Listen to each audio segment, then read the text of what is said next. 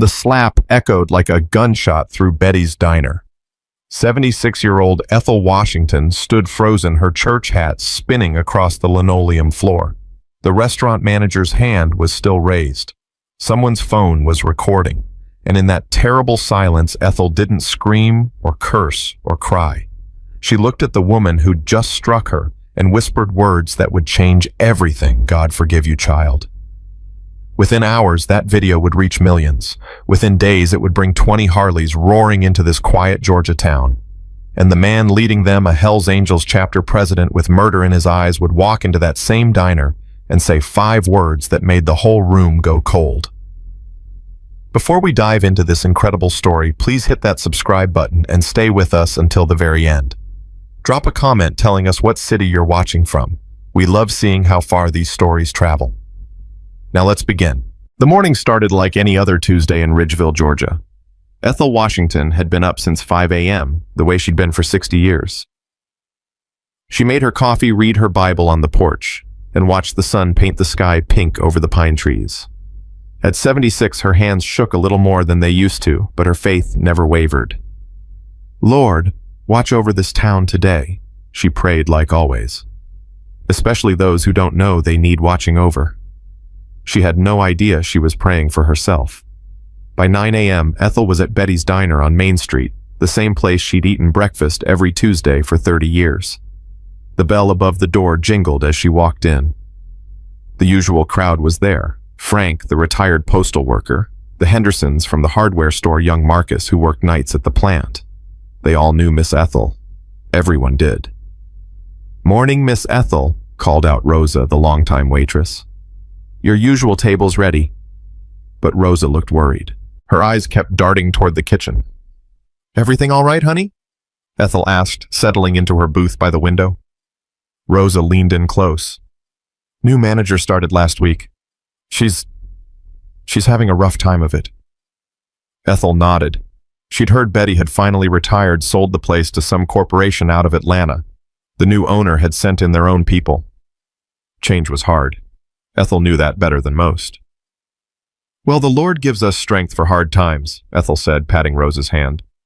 "I'll have the usual, dear." Rosa hurried off, but Ethel could feel the tension in the air. The kitchen doors kept swinging open and shut. Voices were raised back there. Not quite yelling, but close. A few minutes later, a woman Ethel had never seen before came out with her plate. She was young, maybe 35, with dark circles under her eyes and her name tag hanging crooked: Samantha Reeves, manager. "Here." Samantha practically dropped the plate on the table. Eggs, grits, bacon. But the fork was crusted with old food. Ethel looked at it, then up at the young woman. "Excuse me, honey.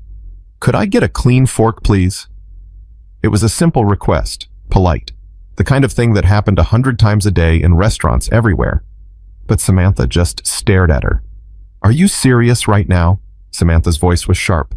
"You're complaining about a fork." The diner started to go quiet. Conversations dropped off. Frank looked over from his coffee. "I'm not complaining, dear," Ethel said gently. "I'm just asking. I've been here since 4 a.m. Samantha's hands were shaking. "I've got 3 people out sick, the freezer's broken, and we're behind on every single order. And you want to complain about a fork?" "I wasn't complaining," Ethel repeated, her voice still calm. "I was just... You people are all the same." Samantha's voice rose. "Nothing's ever good enough. Always looking for something to..." She caught herself. Her face went red, but the words hung in the air like smoke. Ethel felt something cold settle in her chest. She'd heard those words before, different versions of them, her whole life. "Miss," Ethel said quietly, "I don't want any trouble. I just want a clean fork." The whole diner was watching now. Marcus had stood up from his booth. Rosa was frozen by the register. Samantha's hands curled into fists, her face twisted with something ugly, exhaustion. Yes, but something darker too. Something that had probably been building for days, maybe weeks, maybe years. "You want a clean fork?" Samantha's voice dropped low, dangerous. "You want a clean fork." What happened next took maybe 2 seconds, but Ethel would remember it in slow motion for the rest of her life. Samantha's hand came up fast. The crack of palm against cheek echoed through the diner like a whip. Ethel's head snapped to the side. Her church hat, the blue one she'd worn for 37 years, the one her late husband James had bought her, flew off and spun across the floor. For a moment, nobody moved. Nobody breathed. Ethel's hand came up to touch her cheek. It was already burning. She could feel the shape of Samantha's fingers and the heat on her skin. The young woman stood there, breathing hard, her hand still raised. Her eyes were wide, like she couldn't believe what she'd just done. The silence was absolute. Then Ethel spoke. Her voice was soft, barely above a whisper, but in that silence, everyone heard it. God forgive you, child. That's when the phone came out. A teenage girl 3 booths over had been recording the whole thing. Her hands were shaking as she held up her screen. "Oh my God," the girl whispered. "Oh my God, I got it. I got all of it." Samantha seemed to wake up. She looked around the diner at all the faces staring at her, at Rosa crying by the register, at Marcus moving toward them, at Frank already on his phone, probably calling the police. "I didn't," Samantha started. I didn't mean, but there was nothing she could say, nothing that would undo the last 30 seconds. Ethel bent down slowly, her knees aching, and picked up her hat. She brushed it off with trembling fingers.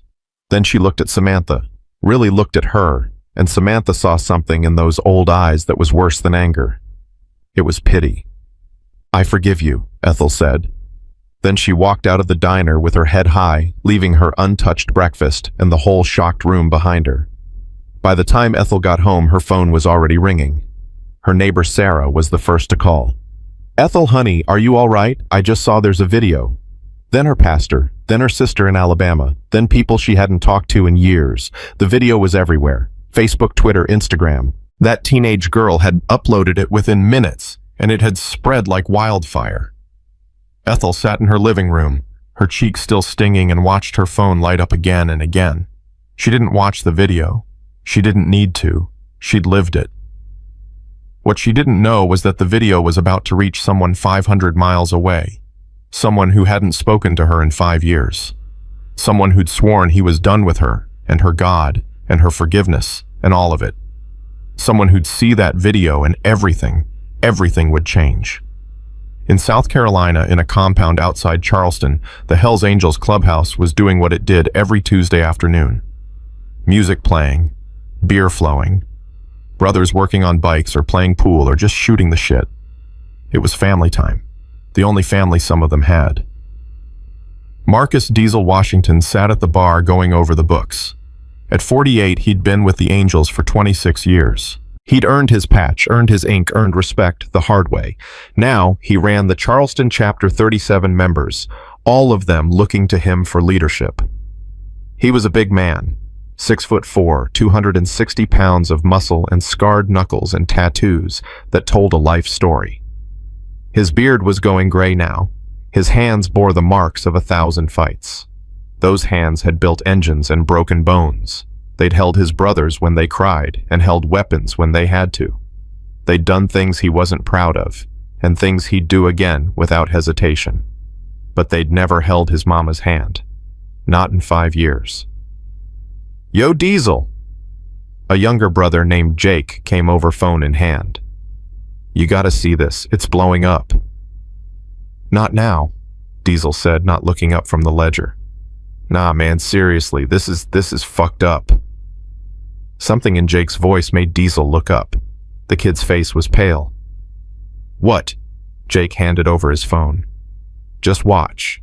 And Diesel took the phone. The video started playing. A diner, an old black woman asking for something, a white woman getting angry. And then, the slap. Diesel's whole body went rigid. He watched the old woman's hat fly off, watched her hand come up to touch her cheek, watched her look at the camera with those eyes he'd know anywhere. "God forgive you, child." The phone cracked in Diesel's hand. He didn't realize he'd squeezed it until plastic bit into his palm. "Diesel," Jake said carefully. "You good man." Diesel couldn't speak. He watched it again, and again. Each time the rage built higher in his chest, hotter in his blood. That was his mama. His mama who'd raised him alone after his daddy died in Vietnam. His mama who'd worked 3 jobs to keep him fed. His mama who'd cried when he got his first tattoo and cried harder when he went to prison the first time. His mama who'd stood by him through everything until 5 years ago when he'd told her he was done with her Jesus talk, done with her preaching, done with the whole forgiveness thing that had never done him any good. They'd had the fight to end all fights. He'd said things, she'd said things, and he'd walked out and never looked back. 5 years. He hadn't called, hadn't visited, hadn't even sent a birthday card. And now some white woman had put her hands on her. Diesel, Jake's voice seemed far away. Diesel, man, you're bleeding. Diesel looked down. The broken phone had cut his palm. Blood dripped onto the bar. He stood up. The whole room felt it, that shift in the air that meant trouble was coming. Church, Diesel said. His voice was cold, flat. Right now, everyone. Within minutes, the whole chapter was crowded into the meeting room.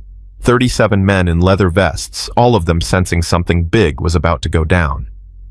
Diesel stood at the head of the table. He didn't sit, couldn't. That video everyone's seeing, he said. That's my mama. The room went dead silent. The woman who got hit, that's Ethel Washington. That's my mother. Most of them knew he had a mama somewhere. Most of them knew they didn't talk. But seeing Diesel like this, seeing the barely controlled fury in his eyes, that was new. We riding.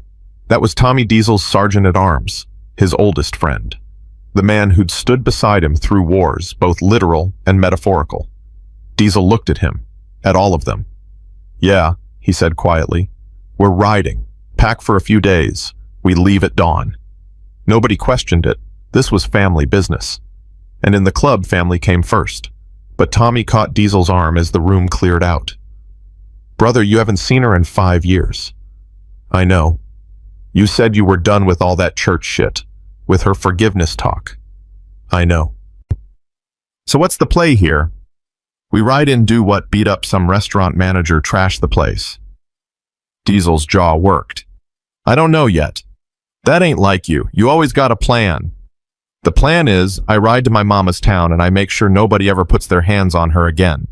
Diesel's voice dropped lower. After that, we'll see. Tommy studied his face. She might not want us there. I don't care. She might not want your kind of help. She's getting it anyway. Tommy sighed. All right, brother. I'm with you.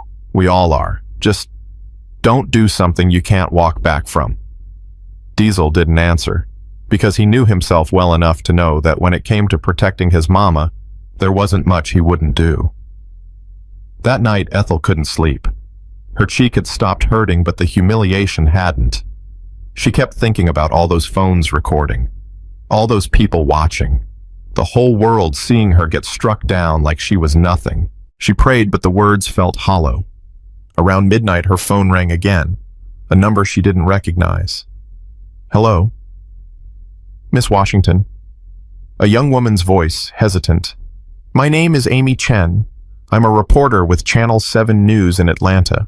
I was hoping I could talk to you about what happened today. No, thank you, Ethel said. The video has over 10 million views already. People are outraged. They want to hear your story. There's no story. A woman had a bad day and did something she regrets, that's all. You're really going to let her get away with this? Ethel closed her eyes. I'm not letting her get away with anything. I'm letting it go. There's a difference. But she assaulted you. Yes, she did, and I forgive her. There was a long pause. Are you serious? Young lady, I'm 76 years old. I've been black in the South my whole life. I've been called names, denied service, treated like I was less than human more times than I can count. If I held on to every hurt, every slight, every act of hatred, I'd be nothing but poison by now. Ethel's voice was gentle but firm. I choose different. I choose forgiveness. But, thank you for calling, Ethel said, and hung up. But the calls kept coming. Other reporters, activists, people wanting her to press charges, to sue, to make an example. People saying she owed it to her community, to her race, to herself. Ethel turned off her phone and went back to bed. She didn't know that 500 miles away her son was loading his Harley with enough clothes for a week. that 20 of his brothers were doing the same, that they'd mapped the route and planned to arrive in Ridgeville by tomorrow afternoon. She didn't know that her prayer for peace was about to collide with his hunger for vengeance. And she didn't know that in 3 days this whole thing was going to get a lot more complicated. The next morning, Ridgeville woke up famous. The video had hit the national news. Good Morning America ran it. Fox News ran it. CNN interviewed a sociologist about implicit bias and a pastor about forgiveness. The diner's Yelp page crashed from all the one-star reviews. Someone started a GoFundMe for Ethel that had already raised $50,000. And outside Betty's diner, a crowd was gathering. Some were protesters with signs "Justice for Ethel." Others were counter-protesters, "Forgiveness, not cancel culture." Local news vans lined the street. A celebrity activist had tweeted about it. Everything spiraled. Inside the diner, Samantha Reeves sat in the back office with her head in her hands. Her phone wouldn't stop buzzing. Death threats. Doxing. Someone had found her address and posted it online. Her daughter's school had called saying Lily was being bullied. Her landlord had called saying he wanted her out. Her whole life was ending because of 30 seconds. "Ms. Reeves." The district manager's voice was cold. "We need to talk." Samantha looked up. She'd been crying so hard her eyes were nearly swollen shut.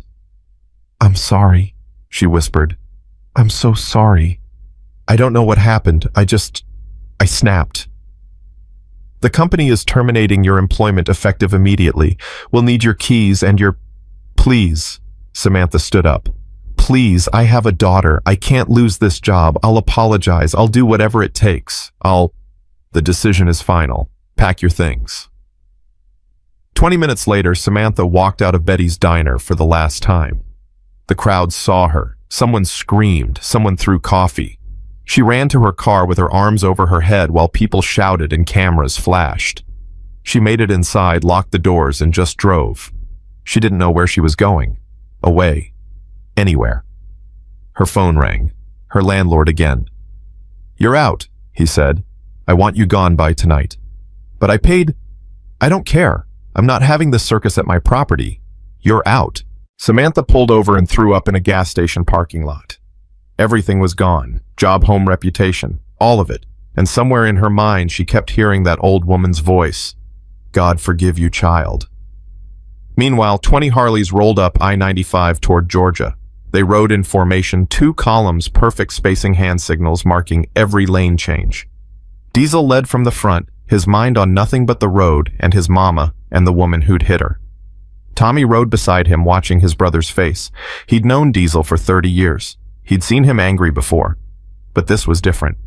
This was personal in a way that scared even Tommy. They stopped for gas around noon. While the others stretched and smoked, Tommy pulled Diesel aside. "So what's the plan when we get there?" "Find my mama. Make sure she's okay. And then I find that woman from the video.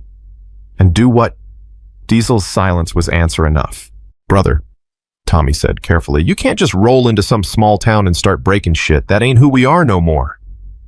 "Who says I'm gonna break anything?" "Your face says it. Your hands say it. The way you've been white-knuckling those handlebars for 300 miles says it."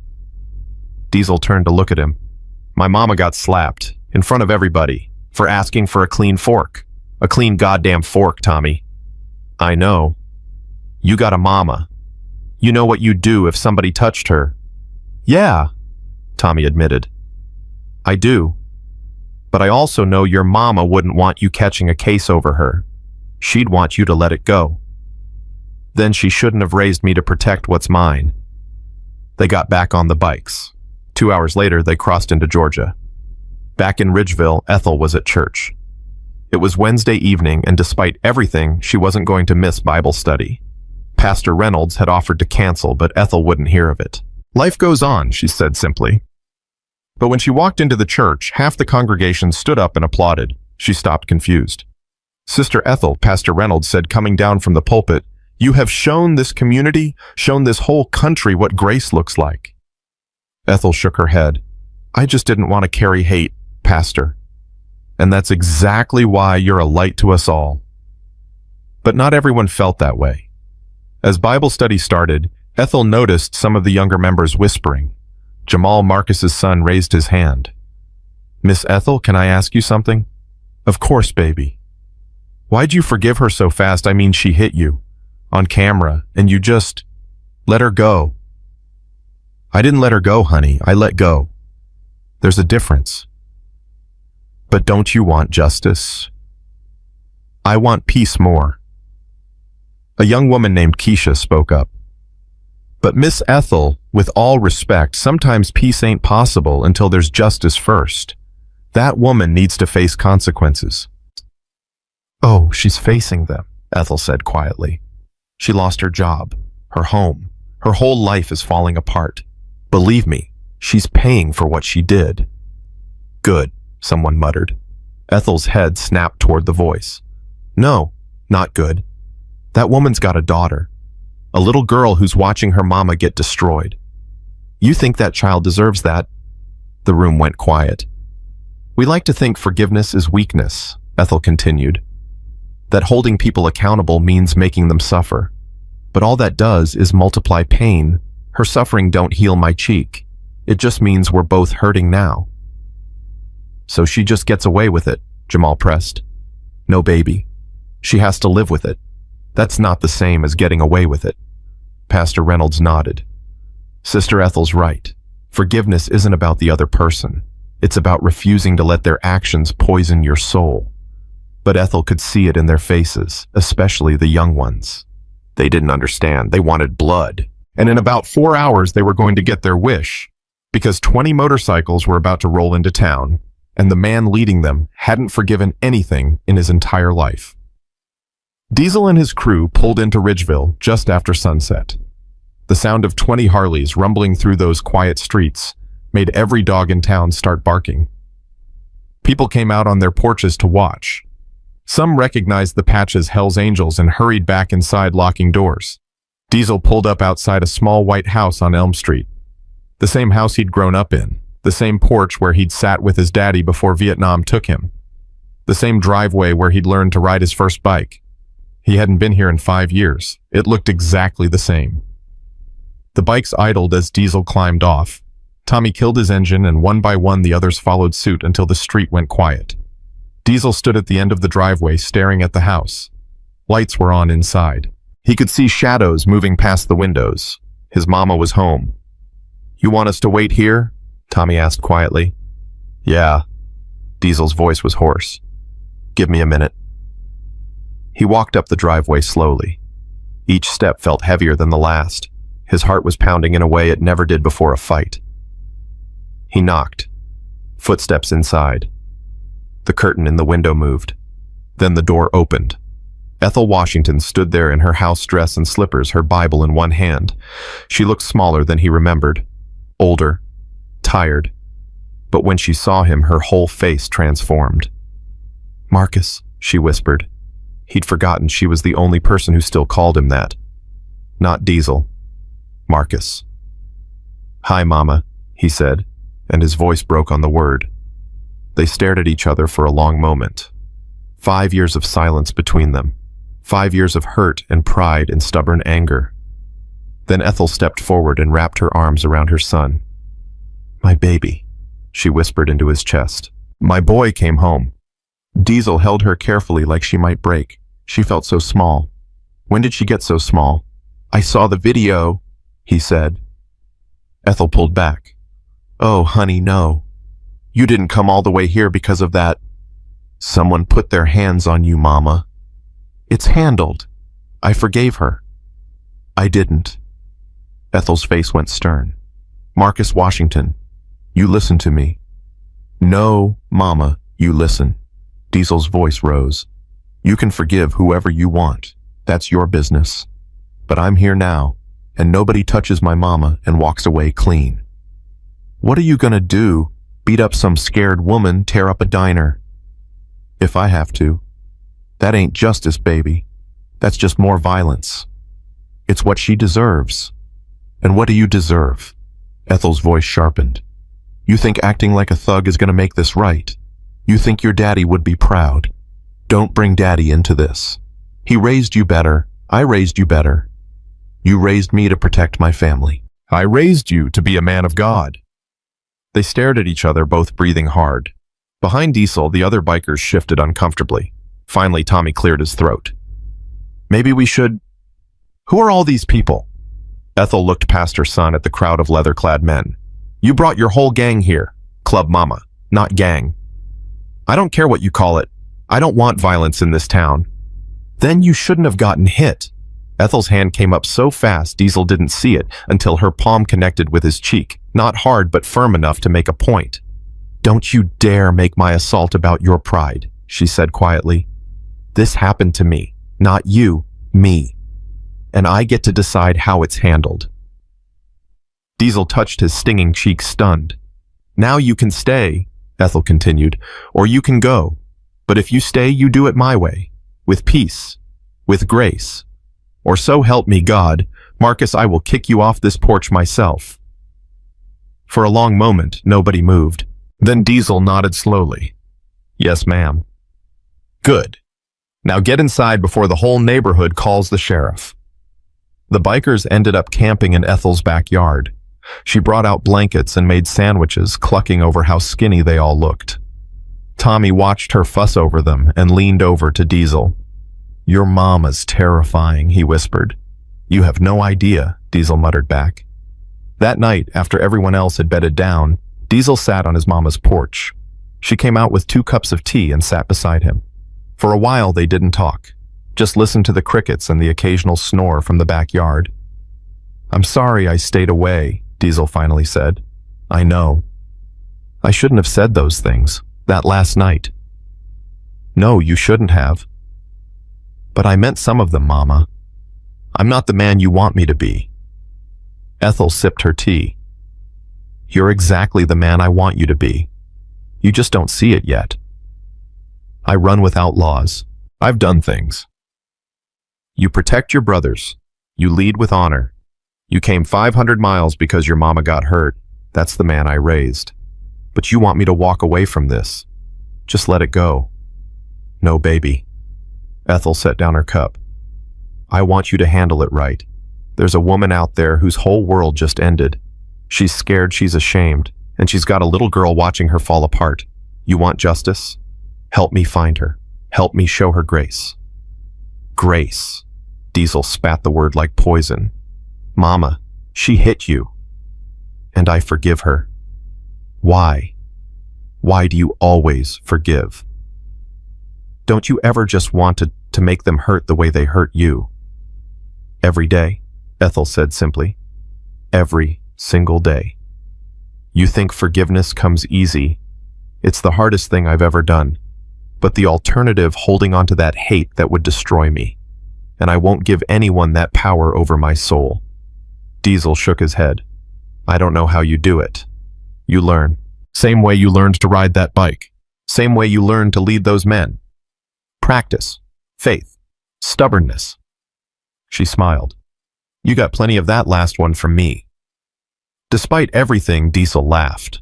Then he looked at his mama, really looked at her. The gray in her hair, the lines around her eyes, the way her hands trembled slightly when she lifted her cup. When did you get old? He asked softly. When you weren't looking. She patted his hand. But I'm still here, baby. Still fighting. Just with different weapons now. Grace, he said.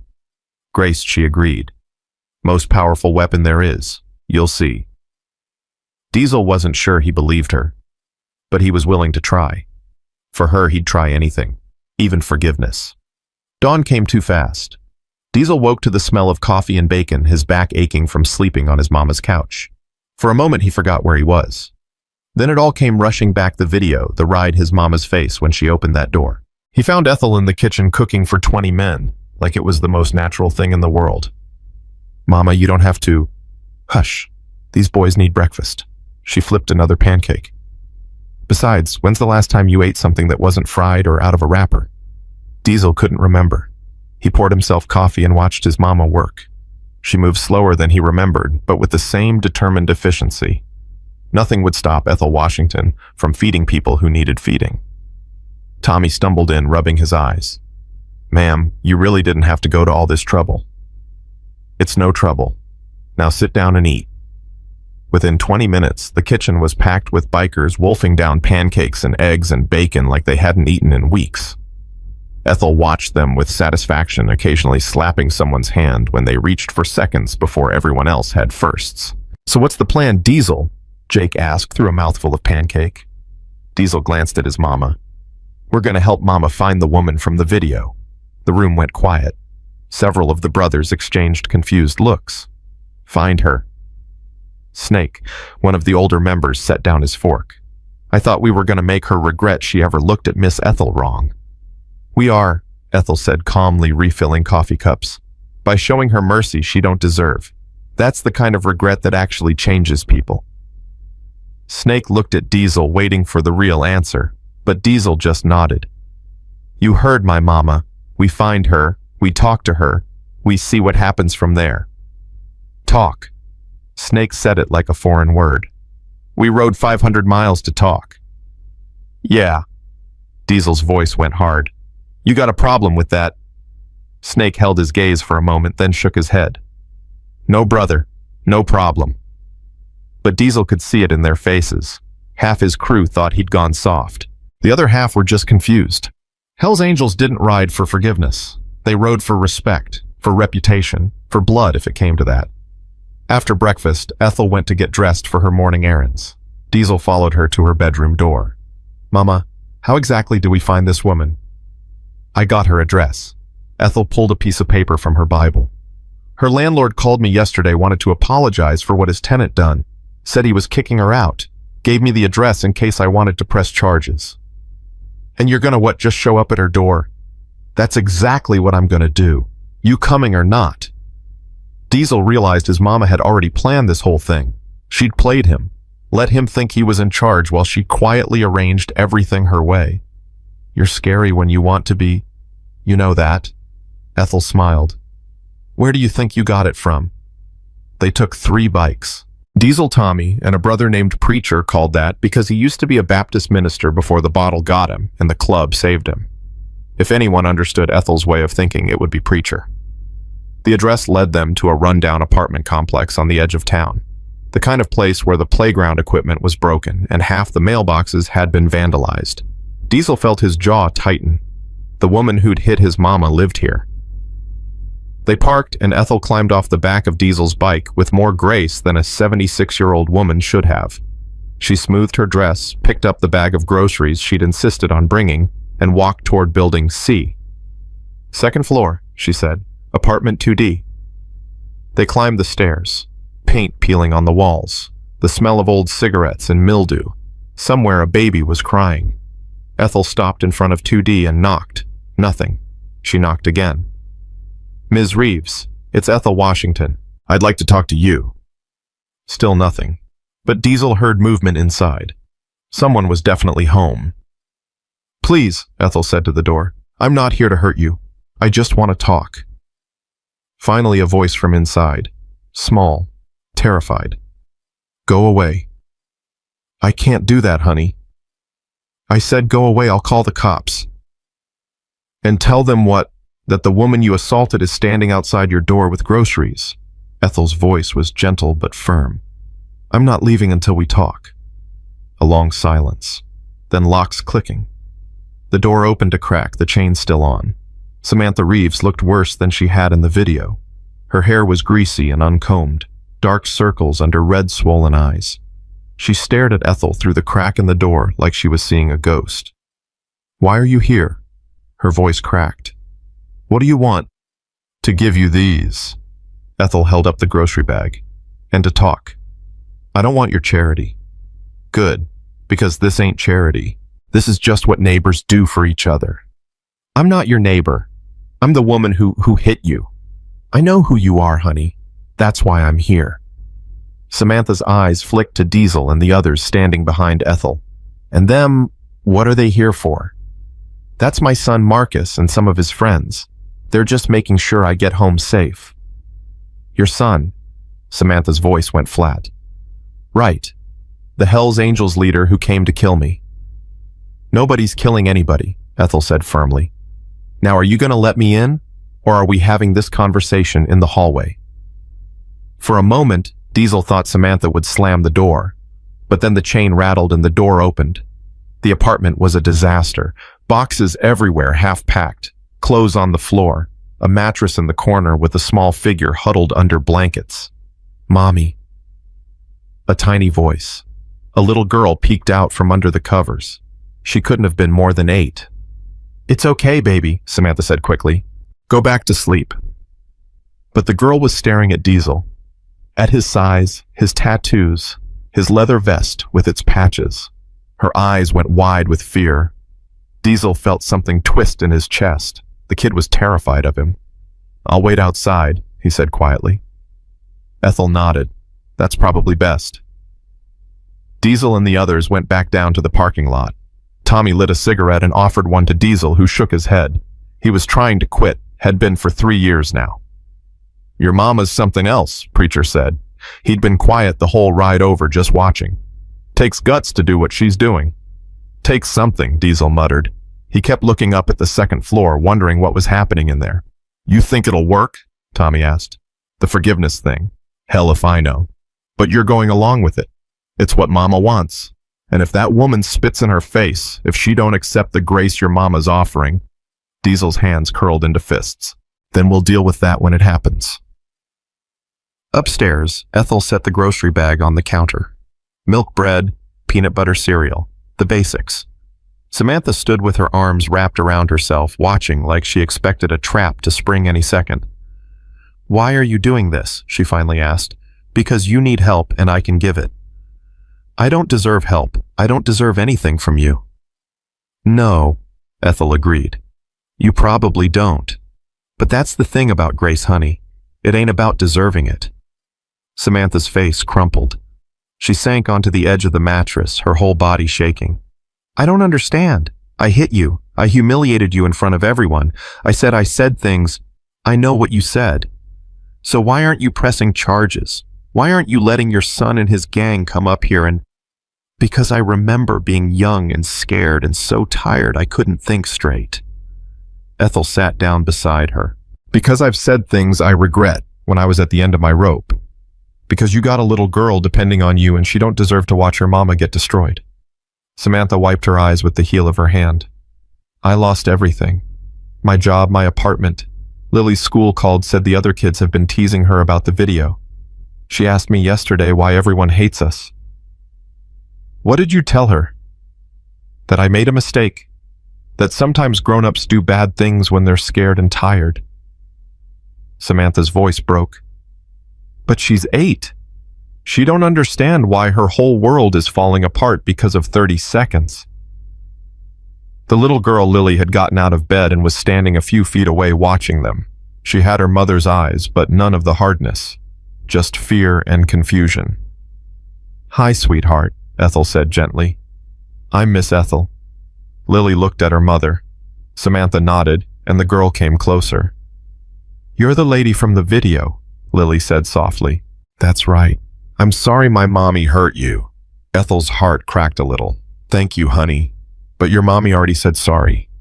And you know what, I forgive her." "You do." "I do. Even though it was bad?" "Even though it was bad." Lily thought about this. Then she climbed onto the mattress and wrapped her thin arms around Ethel's neck. "Thank you for not being mad at my mommy." Ethel held the child, feeling Samantha start to sob beside them. They sat like that for a long time, a woman who'd been struck.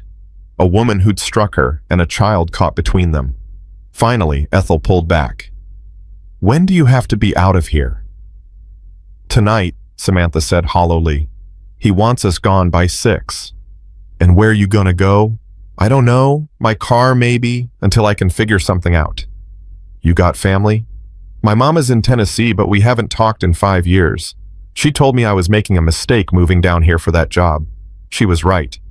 Samantha laughed bitterly. She was right about everything.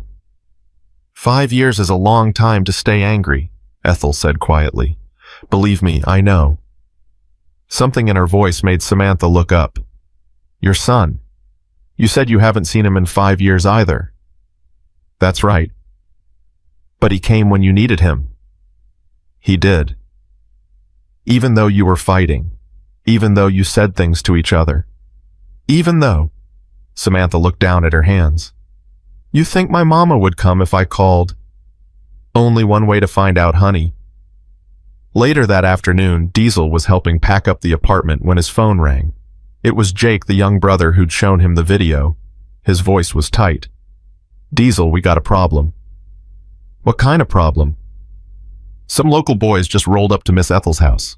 Said they heard there was angels in town. They're looking for trouble. Diesel's blood went cold. Where's Mama? Still at that apartment, I think. But the boys back at the house, they're getting restless. Snake keeps talking about teaching these locals some respect. Don't let anyone do anything. I'm coming now. He found Ethel and pulled her aside. Mama, I gotta go. There's a situation. Ethel read his face. What kind of situation? The kind where, if I don't get there fast, someone's gonna do something stupid. Marcus, I'll handle it. I promise. No violence unless there's no choice. There's always a choice. Then I'll make the right one. He squeezed her shoulder. Stay here with Tommy and Preacher. Don't leave this building till I call you. He was out the door before she could argue. By the time Diesel got back to Ethel's house, the situation had escalated. A group of local guys looked like young 20s, probably some small-time crew trying to make a name, were standing in the street. 8 of them facing down 15 angels in Ethel's front yard. The leader was a kid with a shaved head and too much confidence. Y'all need to roll out. This ain't your town. Snake was right up in his face. We ain't going nowhere. You got a problem with that? Yeah, I got a problem. Got a problem with some biker gang rolling in here like they run shit. Club, Snake said through his teeth. We're a club, and your mouth's writing checks your ass can't cash, boy. Diesel's bike roared up the street. Everyone turned. The sound of that engine cutting off left a silence that felt dangerous. Diesel climbed off slowly. Every eye was on him. He was bigger than anyone there, older, clearly the one in charge. He walked through his brothers until he was face to face with the kid. You the one running your mouth? The kid tried to look tough, but Diesel saw the fear in his eyes. Just telling y'all the truth. This ain't your town. You're right. It's my mama's town, and I'm here visiting my mama. That a problem for you? Your mama's the one from the video. That's right. So what you here to throw your weight around, scare some waitress? I'm here to make sure my mama's safe, that's all. Safe? The kid laughed, but it sounded forced. From what? From people who think they can put hands on her and walk away clean. So you are here for trouble? No, Diesel said quietly. I'm here to prevent it. But if you keep pushing, you're gonna find out what happens when you mess with the wrong family. The kid's crew was backing up now, sensing how fast this could go bad. But the kid himself was trapped by his own pride. You threatening me? I'm giving you a chance to walk away. Take it. For a moment, it could have gone either way. Then a voice cut through the tension. Everybody stop. Ethel came up the sidewalk, moving faster than Diesel had seen her move in years. Tommy and Preacher were behind her, looking apologetic for not keeping her at the apartment. Mama, I told you to. Don't you mama me. Ethel walked right between Diesel and the kid. What is going on here? These boys need to learn some respect, Snake muttered. And you're gonna teach them with your fists. Ethel turned to the local crew. And you boys, what exactly are you trying to prove? That you're tough, that you can stand up to bikers? No one answered. Let me tell you something, Ethel continued. Both of you groups are acting like fools, fighting over what pride territory. My son came here because he loves me, not to start a war. And you boys, she looked at the locals, you think protecting this town means starting fights in my front yard. The kid with the shaved head looked uncomfortable now. We heard they were here to cause trouble. The only trouble happening is you causing it. Now I want all of you to shake hands and go your separate ways before I call Sheriff Patterson and he arrests every last one of you. Mama, Diesel started. Not another word, Marcus. The kid looked at Diesel. Your name's Marcus. That's what his mama calls him, Snake said with a smirk. We call him Diesel.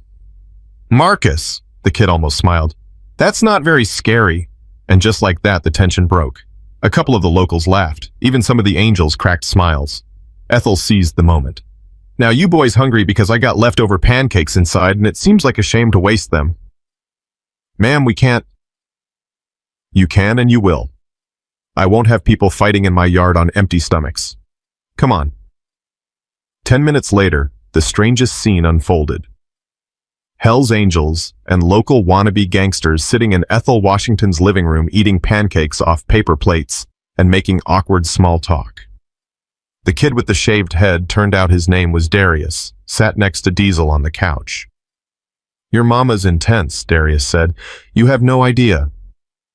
She really forgave that woman just like that. Just like that. I couldn't do that. If someone disrespected my mama, I'd... Darius stopped. Well, I guess I'd probably do what you were about to do. Diesel looked at him. How old are you, kid? 22. You got a mama? A family? Yeah. My mom works at the hospital. Double shifts most days. And you hanging around causing trouble when you could be helping her. Darius looked down at his plate.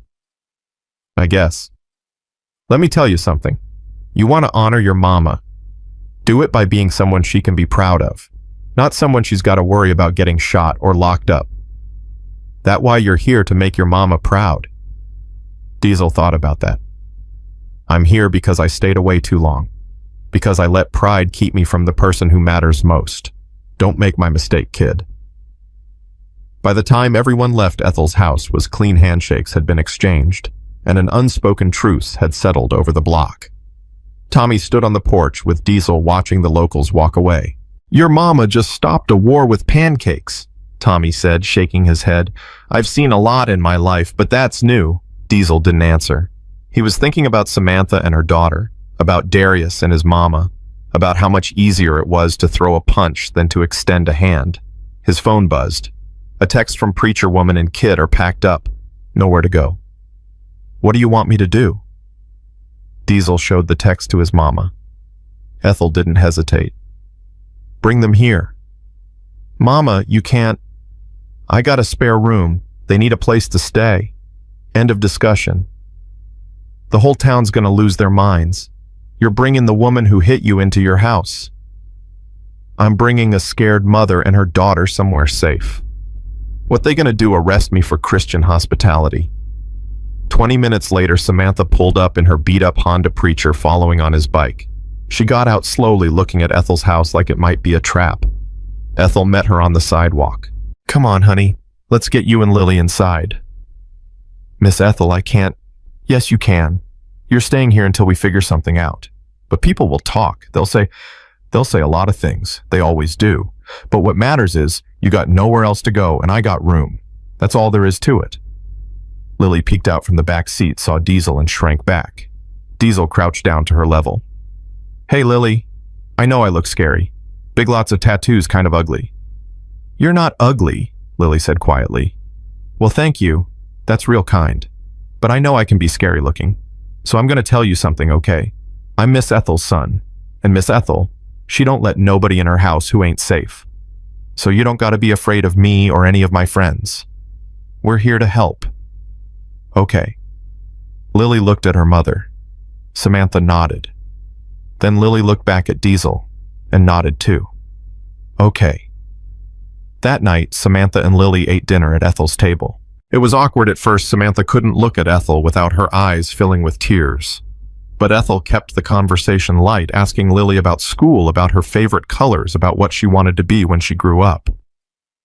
A teacher, Lily said shyly, like Miss Anderson. That's a fine thing to be, Ethel said. Teachers change the world one child at a time. After Lily went to bed in the spare room, Samantha helped Ethel with the dishes. They worked in silence for a while, just the sound of running water and plates clinking. I called my mama, Samantha finally said, while we were packing. Yeah. What did she say? She cried. Said she'd been praying I'd call for 5 years. Samantha's voice caught. She wants us to come home, to Tennessee. Says she'll help me get back on my feet. That's wonderful, honey. Is it? I'm running away. From this town, from what I did from... You're not running away. You're going home. There's a difference. But I still hit you. I still said those things. Going to Tennessee don't change that. No, Ethel agreed. But staying here won't change it either. What'll change it is what you do next. How you treat the next person who asks for something. How you raise that beautiful girl in there. Whether you learn from this or let it define you. Samantha set down the dish she was washing. How do you do it? How do you forgive like it's easy? It's not easy. It's the hardest thing I do every single day. Then why do it? Ethel was quiet for a moment. You know what my husband used to say? He said hate is like drinking poison and expecting the other person to die. I watched that poison eat up so many people I loved. My sister, she held on to bitterness about some slight from 50 years ago, and it killed her joy. My best friend, she couldn't forgive her ex-husband, and it made her hard and mean. I decided I wasn't going to live like that. But some things can't be forgiven. Maybe, but most things can. And the ones that can't, you still gotta let go, or they'll drown you. Samantha wiped her eyes. I don't deserve this. Any of this. Your kindness, your forgiveness, your good. Because the minute you think you deserve grace is the minute you've missed the point. They finished the dishes in silence. Then Samantha turned to Ethel. Thank you, she whispered, for everything. Ethel pulled her into a hug. You're welcome, honey. Now go get some sleep. Tomorrow we'll start figuring out your next steps. But tomorrow would bring something none of them expected. Because while Ethel Washington was inside her house extending grace to the woman who'd wronged her, other forces were at work. People who saw the situation differently. People who thought mercy was weakness and who wanted justice served cold and hard. By morning, everything would change again. The call came at 3 a.m. Diesel's phone vibrated on Ethel's coffee table where he'd crashed after everyone else went to bed. He grabbed it before it could wake the whole house. Yeah. Diesel, it's Razor, one of the brothers back in Charleston. His voice was tight. You need to see something. Can it wait till morning? No. Check your messages. Now. Diesel pulled up his phone and felt his blood run cold. Someone had posted Ethel's address online. Not just posted it, plastered it across every social media platform with a message. This is where the race traitor lives. The one protecting the woman who assaulted her. She's housing her abuser. Make her understand what real justice looks like. The post had been shared 10,000 times in the last 2 hours. Jesus Christ, Diesel whispered. There's more, Razor said. Some groups planning a protest. Outside your mama's house. Tomorrow morning. What group? Does it matter? They're coming either way. Diesel hung up and sat in the dark, his mind racing. He looked toward the spare room where Samantha and Lily were sleeping, then toward his mama's room, then at the front door, like he could already see the crowd gathering. Tommy stirred on the other couch. What's wrong? Everything. By dawn, Diesel had called everyone together in the backyard. His brothers, his mama, even Samantha. The only one still sleeping was Lily, thank God. They're coming here, Diesel said without preamble. Some activist group. They got Mama's address. Ethel's face stayed calm, but Diesel saw her hands tremble slightly. When? Today. Could be any time. And what do they want? You. They want you to throw Samantha out. Make a statement about not protecting your abuser. Diesel's voice hardened. They're calling you a race traitor. The words hung in the air like smoke. Samantha stood up. Then I'll go. I'll leave right now. I won't let them. Sit down, Ethel said firmly. But I said sit down. Ethel looked at each person in the circle. Nobody's running. Nobody's backing down. This is my house. I decide who stays and who goes. Mama, they're not going to listen to reason. Then we'll make them listen. How you going to serve them pancakes too? If that's what it takes. Ethel's voice went steel. I didn't survive 76 years in this world by letting bullies tell me who I can forgive. I'm not starting now. Snake spoke up. Miss Ethel, with all respect, these ain't the local boys from yesterday. These are people with agendas. They want a show. They want drama for their cameras. Then I'll give them something to film. Me standing on my porch in my house with whoever I choose to have in it. They could get violent, Tommy said quietly. They could, but I doubt they will. Not with 20 Hell's Angels standing between them and me. Diesel looked at his mama with something like awe. You want us to protect you and the woman who hit you at the same time. That's exactly what I want. The optics are going to be insane. I don't care about optics, I care about what's right. Samantha's voice was small. This is my fault, all of it. No, honey, Ethel said gently. You made a mistake. What's happening now? That's people using your mistake for their own purposes. Big difference. By 9 a.m., the first vehicles started arriving. News vans mostly, then cars and trucks as protesters began gathering on the street. Some held signs justice for Ethel, no peace for abusers. Others had cameras filming everything. A woman with a megaphone stood at the front of the crowd. Her name was Monica Jackson, and according to Tommy's quick internet search, she ran a social justice organization out of Atlanta. We're here for Ethel Washington, Monica's voice boomed through the morning air. We're here to tell her that forgiving her abuser sends the wrong message. That protecting a racist sends the wrong message. Inside the house, Samantha flinched at every word. Lily had woken up and was crying in the spare room. Ethel went to comfort her while Diesel and his brothers positioned themselves on the porch. The sight of them, 20 bikers in full colors, made the crowd hesitate. Some people stopped chanting. Others pulled out their phones, filming the standoff. Monica Jackson wasn't intimidated. She walked right up to the property line. We're not here for trouble. We're here to talk to Miss Washington. She'll come out when she's ready, Diesel said. And who are you? Her security detail. I'm her son. Monica's eyes widened. You're Diesel Washington, the Hell's Angels leader. That's right. So let me get this straight. You rode here to protect your mother from the woman who assaulted her. But now you're protecting that woman too. I'm protecting my mama's right to make her own choices. Even when those choices betray her community. Even when they send a message that white women can assault black elders without consequences.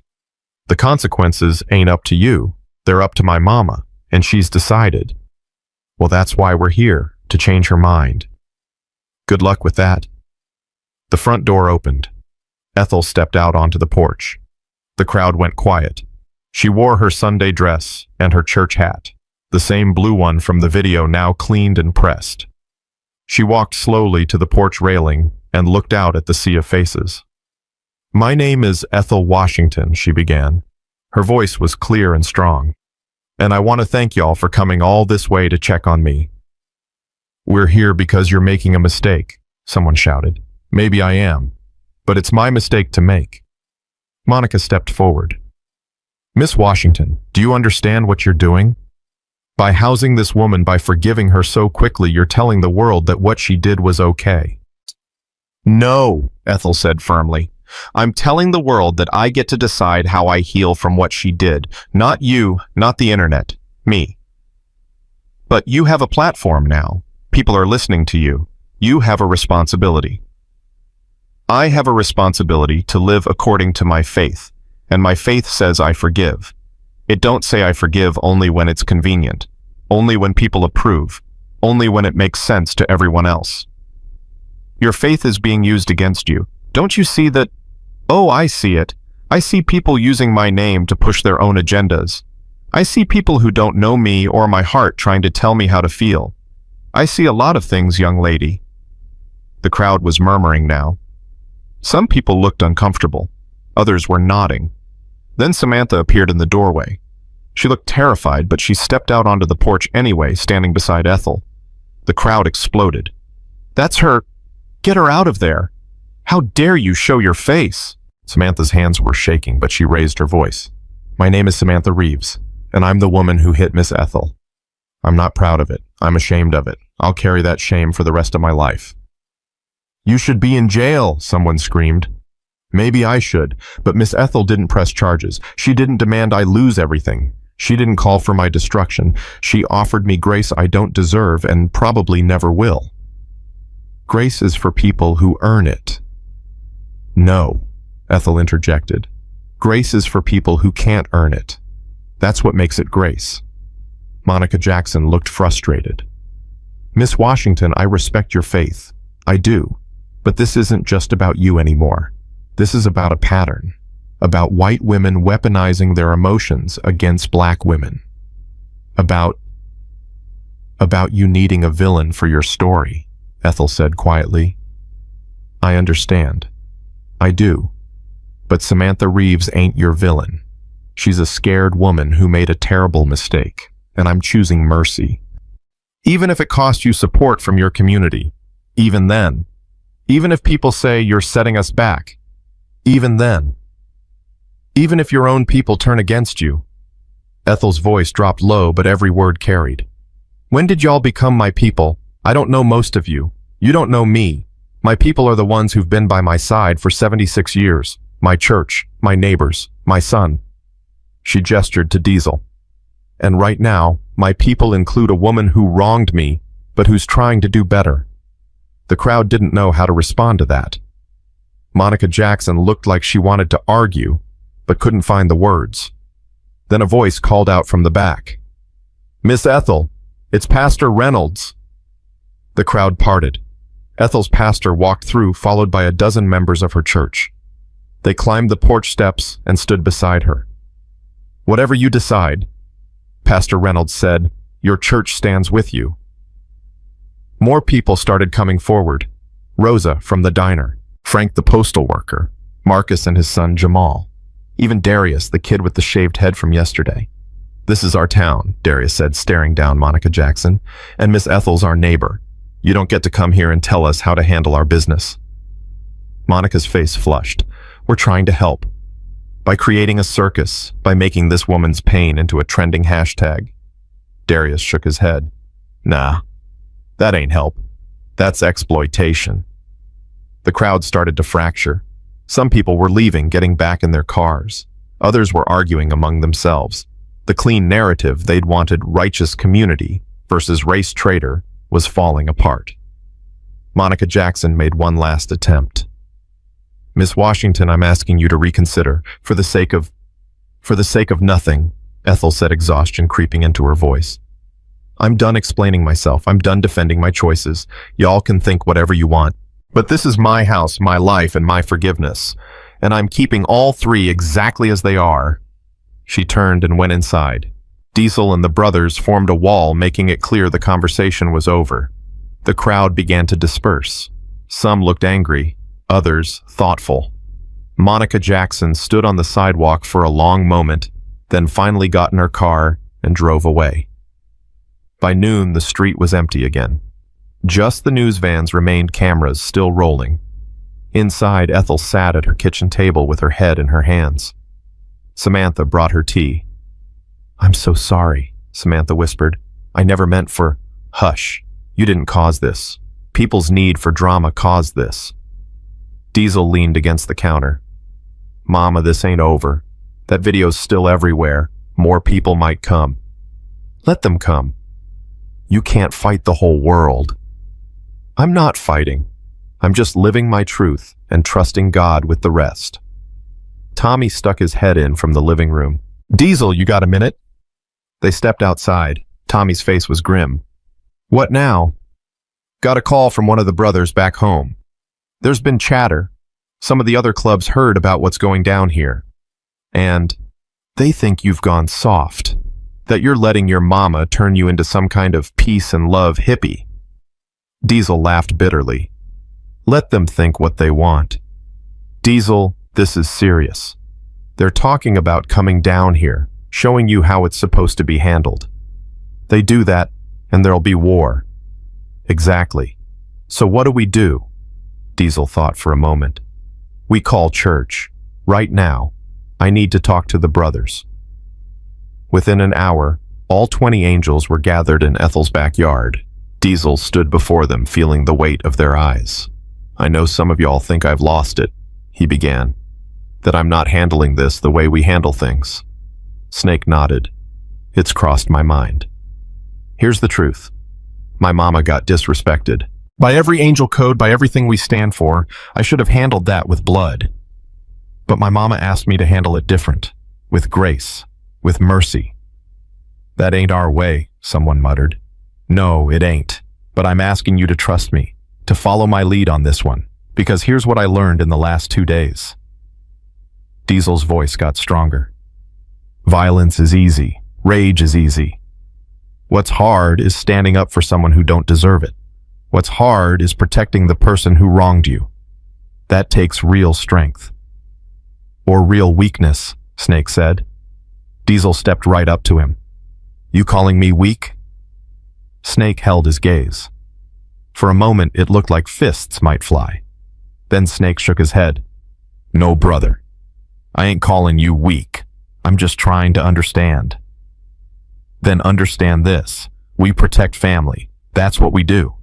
And right now, my mama's family includes that woman and her kid. So they're under club protection. Anyone got a problem with that? Silence. Then Preacher spoke up.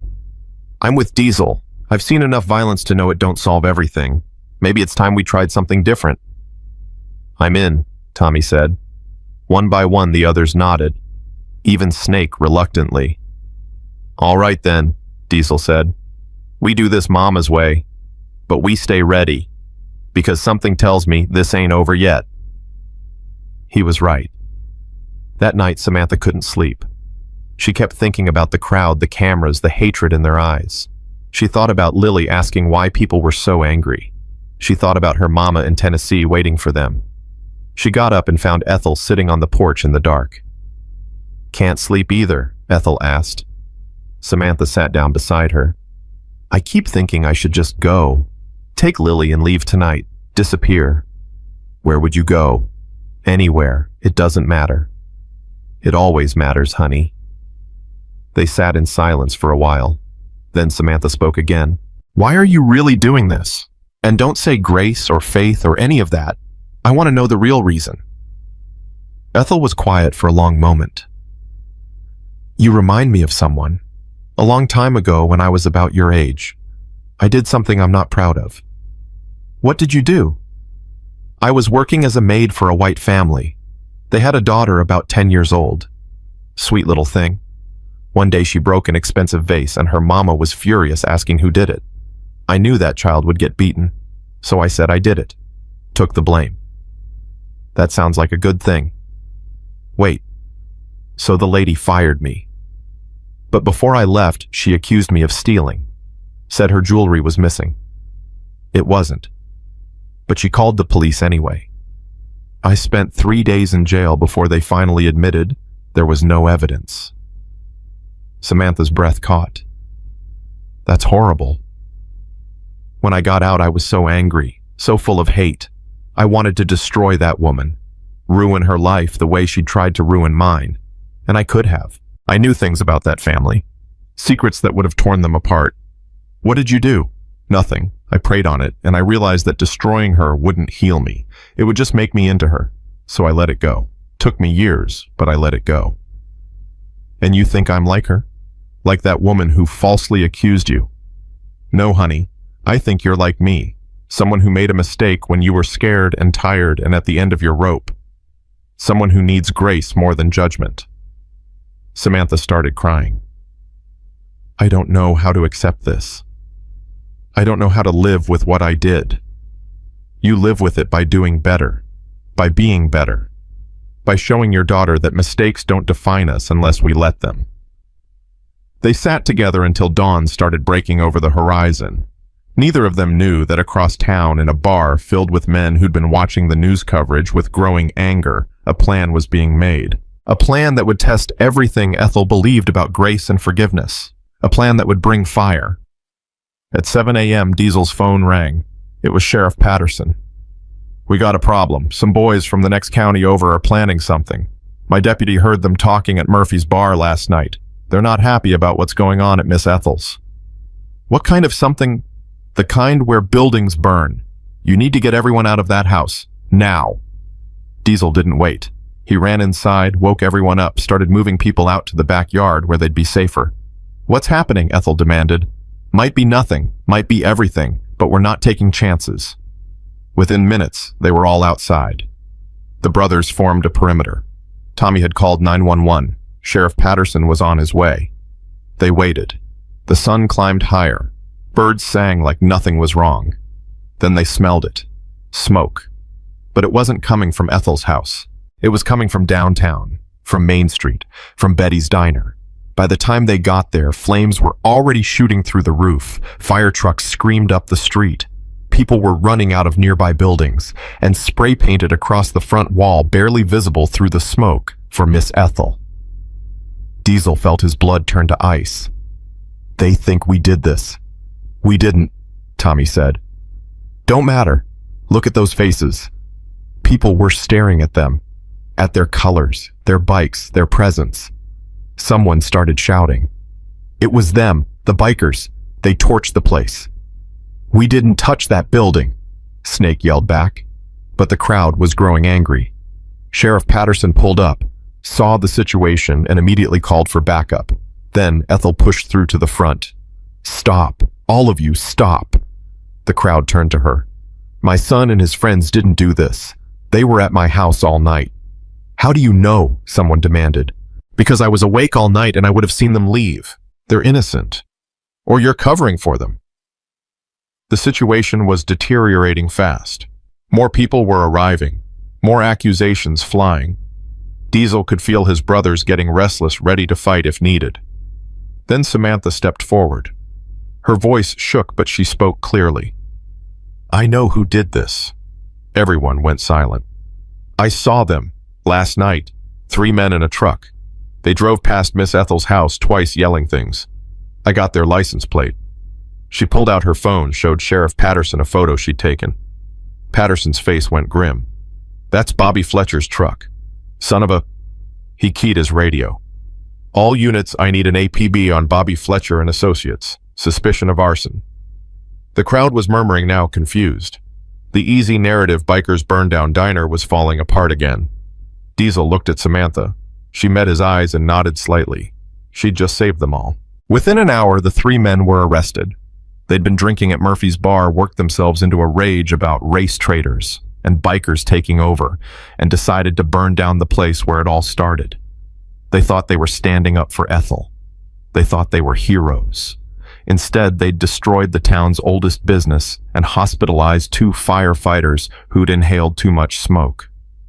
That afternoon, Ethel stood in front of the burned-out shell of Betty's diner and cried for the first time since any of this started. Not for herself. For Rosa, who'd worked there for 30 years. For the memories in those ashes. For the hate that kept spreading like the fire. Diesel put his arm around her shoulders.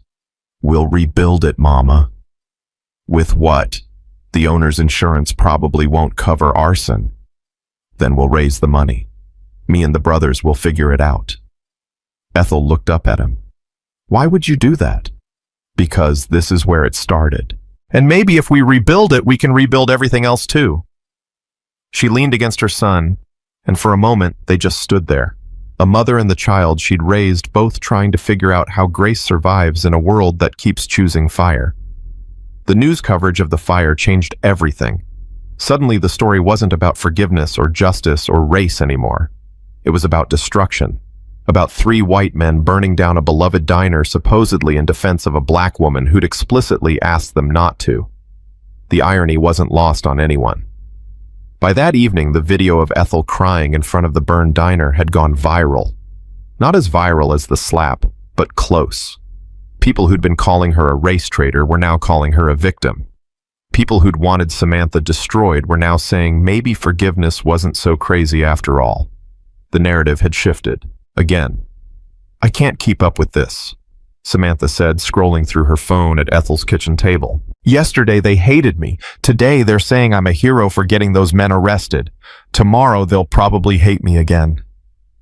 "Welcome to being in the public eye," Diesel muttered. He was exhausted. They all were. Ethel set down coffee in front of them. "The public don't know what it wants. It just wants something to watch. We can't live our lives according to their whims. But they're not going to leave us alone." "Miss Ethel," Tommy said from the doorway, "my phone's been ringing off the hook. News stations, podcasters, some documentary people. Everyone wants to tell this story. Then let them tell it without us. Don't work that way. We're the story now. All of us." Lily wandered in, rubbing her eyes. She'd been napping. "Mommy, when are we going to Grandma's house?" Samantha pulled her daughter close. "Soon, baby, real soon." "Can Miss Ethel come?" Everyone went quiet. Ethel's face softened. "Oh, honey, I got to stay here. This is my home." "But I don't want to leave you." Lily's eyes filled with tears. "You're nice to me. You make good pancakes." Ethel knelt down her knees, protesting. "Tell you what, you go be with your grandma, get settled in, and maybe someday you come visit me. How's that sound?" "Promise." "I promise." Diesel watched the exchange and felt something crack in his chest. When had he become the kind of man who got emotional over a little girl's tears? His phone buzzed. A text from Razor back in Charleston. "The other clubs are standing down. They heard about the fire. They're saying you handled it right." Small mercy, Diesel thought. At least he wasn't about to have a war on his hands. But there were other battles brewing. The next morning, Rosa from the diner showed up at Ethel's door. Her eyes were red from crying. "I don't know what to do," she said, collapsing into Ethel's arms. "That diner was my whole life. 30 years I worked there. And now it's just gone." "I know, honey. I know. The owner called me this morning. Said he's not rebuilding. Said it's too much trouble, too much controversy. He's taking the insurance money and retiring." Ethel's jaw tightened. "He's giving up.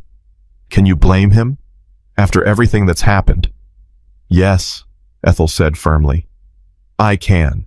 That diner's been serving this town for 60 years. It's where people got engaged, celebrated birthdays, mourned losses. It's history. And he's just gonna let it die. What else can he do?" Ethel didn't answer right away. But Diesel could see the wheels turning in her head. He knew that look.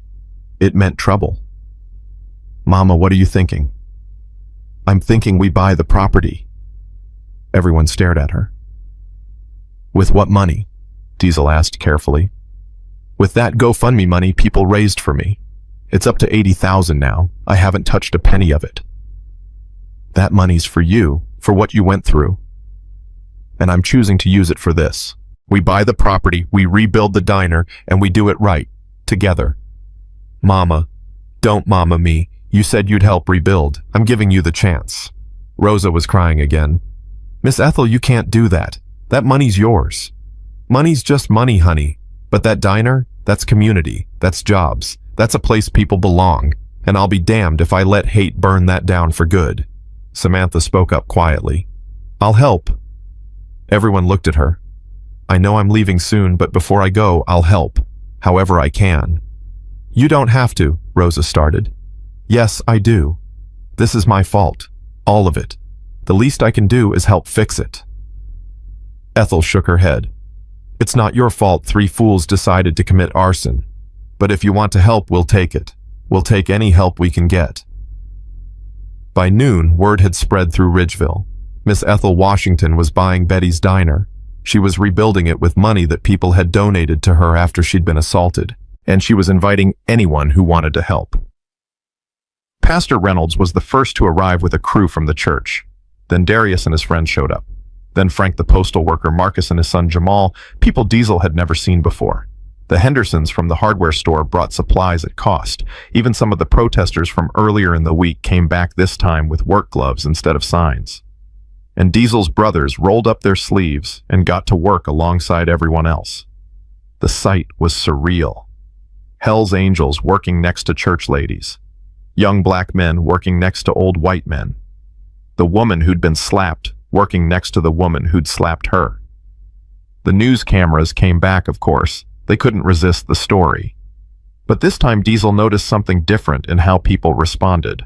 They weren't performing for the cameras, they were just working. By the end of the first day, they'd cleared all the debris. The shell of the building stood empty, ready to be rebuilt. Diesel found his mama sitting on the curb, exhausted but smiling. "You did good today, Mama. We all did good today. You know, this is going to take months, right? Maybe longer. and costs more than 80,000. I know. And you're sure about this? Ethel looked at him. Baby, I haven't been sure about anything since the day you were born. But I did it anyway. That's what faith is. Doing the thing even when you're scared it won't work out. Diesel sat beside her. I'm proud of you. I'm proud of you too. Look at you using your hands to build instead of break. Your daddy would have loved to see this. The mention of his father hit Diesel hard. You think he would have approved of how I handled all this?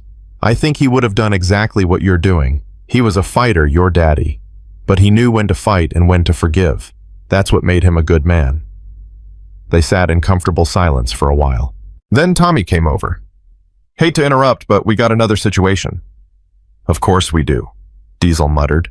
What now? Hospital called. They want to talk to Miss Ethel. Said it's urgent. Ethel's face went pale. The hospital who? They wouldn't say, just said you need to come now. The drive to County General took 15 minutes, but felt like hours. Ethel sat in the back of Tommy's truck, her hands clasped so tight her knuckles were white. Diesel rode beside her, trying to figure out who could be in the hospital. Someone from church. A neighbor. They rushed through the emergency room doors. A nurse met them immediately. Mrs. Washington, that's me. Come with me, please. There's someone asking for you. They followed her through a maze of corridors to a private room. The nurse opened the door. Inside, hooked up to monitors and IVs, was one of the men who'd burned down the diner. Bobby Fletcher. His face was covered in burns bandages wrapped around his arms. What the hell? Diesel started forward, but Ethel grabbed his arm. Wait. Bobby's eyes opened. He saw Ethel and immediately started crying. I'm sorry. God, I'm so sorry. What happened to you? Ethel's voice was careful. When we set the fire, I went back. Thought I heard someone inside. Went in to check and part of the ceiling collapsed. Burned me pretty bad. There was no one inside. I know that now. But I thought I was saving someone. He laughed bitterly. Ironic, right? I burned down a building to defend you and almost died trying to save someone who wasn't there. Diesel wanted to punch the man. Wanted to rage at him for his stupidity, his hate, his destruction. But his mama's hand on his arm kept him still. Why did you ask for me? Ethel said. Because I need to say it to your face. I'm sorry. For the fire. For thinking I knew what you wanted. For being a hateful fool who thought violence was the answer. Bobby's voice broke. My daughter's 8 years old. Same age as that little girl staying with you. And she came to visit me today and she looked at me like I was a monster. Because I am. I am a monster. No, Ethel said quietly. You're a man who made terrible choices, but you can choose different from here on out. How I'm going to prison. My life's over. Your life ain't over till you're dead, and last I checked, you're still breathing. Bobby stared at her. How are you not screaming at me right now? How are you not celebrating that I'm lying here burned and broken? Because that would make me just like the people who wanted to destroy Samantha, and I'm not built that way. Samantha, the woman who made a mistake just like you did, just like we all do. Do you forgive me? Bobby's voice was small. Ethel was quiet for a long moment. Diesel could feel the weight of the question. This wasn't some theoretical forgiveness. This man had destroyed property, had put people in danger, had acted out of hate, even if he'd convinced himself it was loyalty. I'm working on it, Ethel finally said. Ask me again in a few days. Bobby nodded, tears streaming down his burned face. That's more than I deserve. Grace usually is. They left the hospital in silence. Once they were back in the truck, Diesel exploded. Working on it, Mama, that man burned down the diner. I know what he did. And you're gonna forgive him too. Eventually, when I can do it honestly. This is crazy. This whole situation is crazy. Where does it end? How many people do you have to forgive before you're allowed to just be angry? Ethel turned to look at her son. You want to know why I forgive Marcus? Really want to know? Yeah, I do. Because 30 years ago, I had to forgive your father. Diesel went still. What? Your daddy, the man you think was perfect. He wasn't. He cheated on me when you were 2 years old. Had a whole other woman for 6 months before I found out. The words hit Diesel like a physical blow. No, Daddy wouldn't. He did. And when I confronted him, you know what he said? He said he was lonely, that I was always working, always tired, always focused on you and the bills and keeping us afloat. Said he needed attention I wasn't giving him. That's not an excuse. No, it's not. And I told him that. Told him he could leave, take his excuses and his other woman, and get out. But he stayed. He begged to stay, promised he'd end it, go to counseling, do whatever it took. And I had a choice. Hold on to my anger and my hurt and my right to throw him out, or forgive him and see if we could build something better. So you forgave him. It took me 2 years. 2 years of counseling and crying and working through it. But yes, I forgave him. And you want to know something? Those last 15 years before Vietnam took him, they were the best years of our marriage, because we both knew how close we'd come to losing each other. We didn't take each other for granted anymore. Diesel's world was reeling. His father, his hero, had been unfaithful, and his mother had forgiven him. Why didn't you ever tell me? Because it wasn't your burden to carry. It was between me and him and God. But I'm telling you now because you need to understand. Forgiveness ain't weakness. It's the hardest thing I've ever done. And I've had to do it more times than I can count. They rode the rest of the way in silence. When they got back to the house, Samantha was packing. Her mama was driving down from Tennessee tomorrow to pick them up. We're leaving the day after tomorrow, Samantha said. Early morning. Ethel nodded. You need help packing? No, we're almost done. Just wanted to say, Samantha's voice caught. I don't know how to thank you for everything. You thank me by doing better, by being the mama Lily needs, by showing her that mistakes don't have to be forever. I will, I promise. Lily ran up and hugged Ethel's legs. I'm gonna miss you, Miss Ethel. I'm gonna miss you too, sweet girl. But you'll come visit, remember? I remember. That night, Diesel couldn't sleep. He kept thinking about his father, about forgiveness, about everything his mama had been carrying all these years.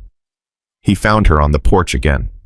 It seemed like that's where all their important conversations happened. Can I ask you something? Always. Do you ever regret it, forgiving Daddy? Ethel thought about it. Sometimes. When the hurt comes back up, when I remember how betrayed I felt. But then I think about those last 15 years. About how he became the man I always knew he could be. About how you got to grow up with both parents instead of just me.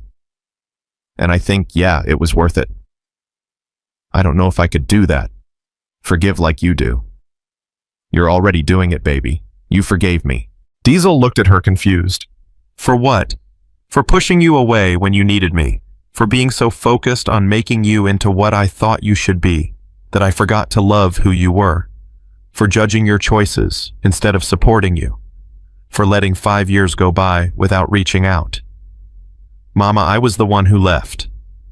And I was the one who let you. I could have called, could have shown up at your clubhouse, could have fought for us.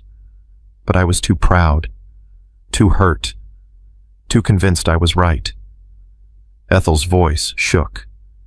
You forgave me when you came back, when you wrapped your arms around me on that porch, and you've been forgiving me every day since by staying, by helping, by trying to understand. Diesel felt tears on his face. I missed you, Mama. I missed you too, baby, so much.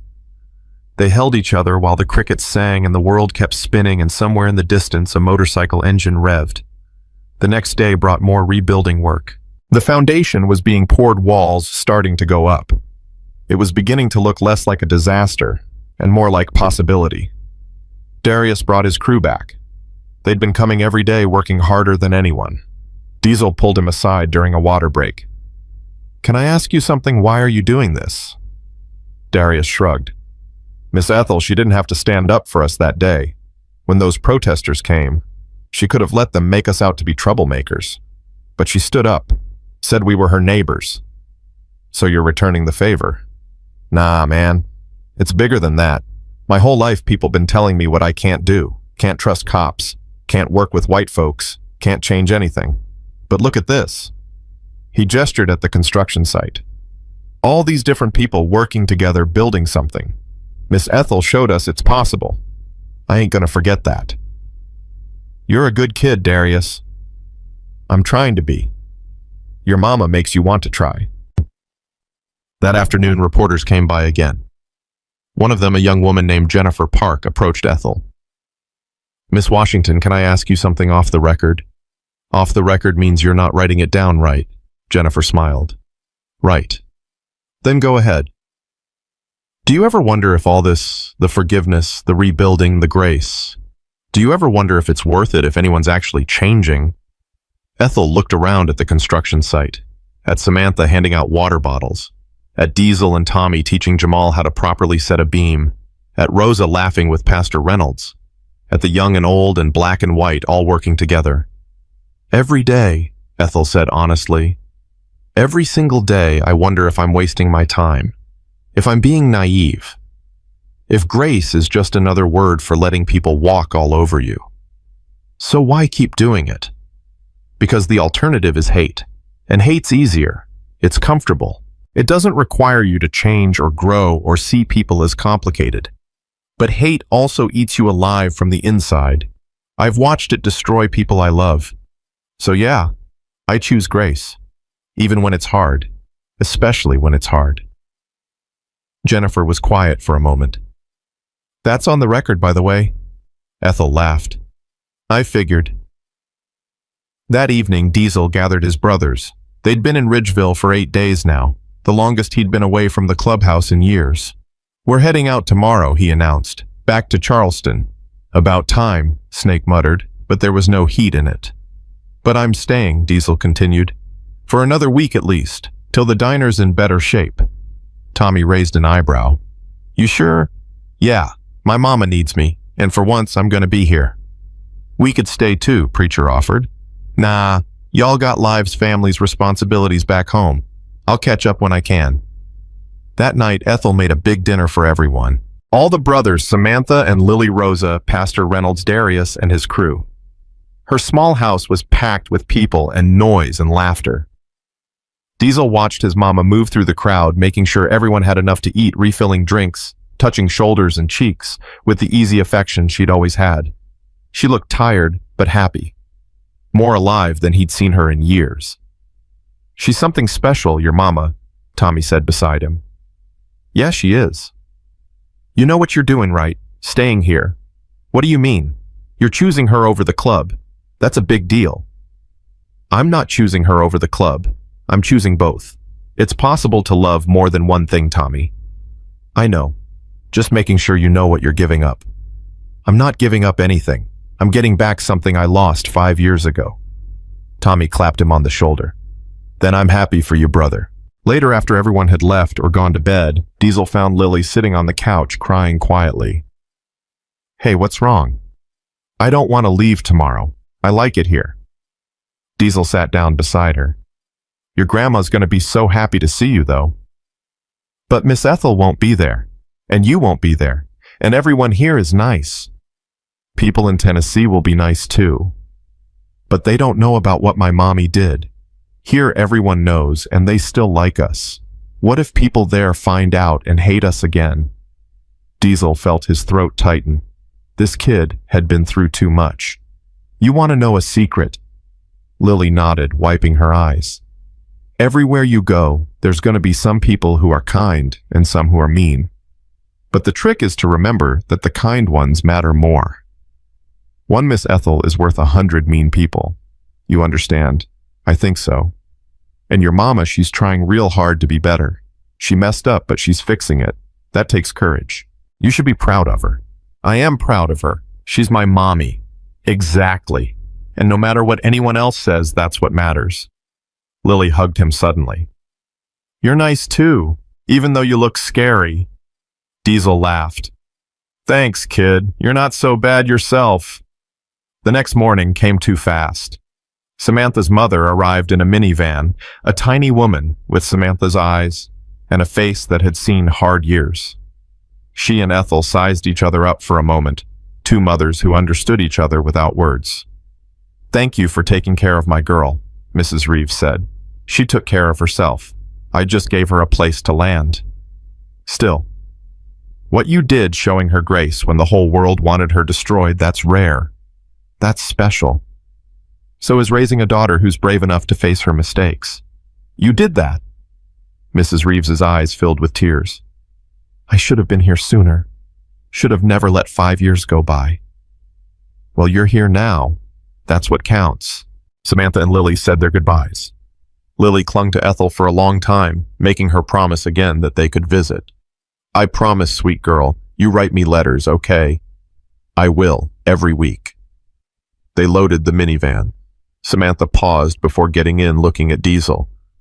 "Thank you for not doing what you came here to do." "What did I come here to do? Hurt me, scare me, make me pay." Diesel thought about that. "Yeah, well, turns out my mama had a better plan.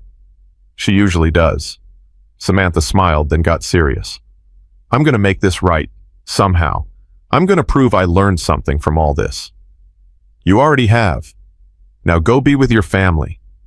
The minivan pulled away. Diesel and Ethel stood in the driveway waving until it disappeared around the corner. "You think she'll be all right?" Diesel asked. "I think she's got a chance. That's all any of us get. A chance." They went inside. The house felt emptier now, but also lighter somehow. That afternoon, Diesel's brothers rode out. 20 motorcycles leaving Ridgeville the same way they'd arrived, in formation, engines roaring, drawing every eye. But this time people weren't afraid. They waved, some even cheered. Tommy was the last to leave. He pulled Diesel aside. "You call if you need anything, anything at all." "I will." And Diesel, "I'm proud of you, brother. What you did here, how you handled it, that took real strength." "I didn't do anything. That was all Mama." "Nah, man. That was you learning when to fight and when to forgive. Your daddy would be proud." After they were gone, Diesel and Ethel sat on the porch, just the two of them, like it had been at the beginning. "So what now?" Diesel asked. "Now we finish building that diner. Then you go home to your club. And then we don't let 5 more years go by. You call me. Visit when you can. We stay family." "Yeah," Diesel said. "We stay family." You know what I realized through all this? What's that, Mama? Forgiveness ain't the end of the story. It's the beginning. It's what lets us start over. You and me, we started over.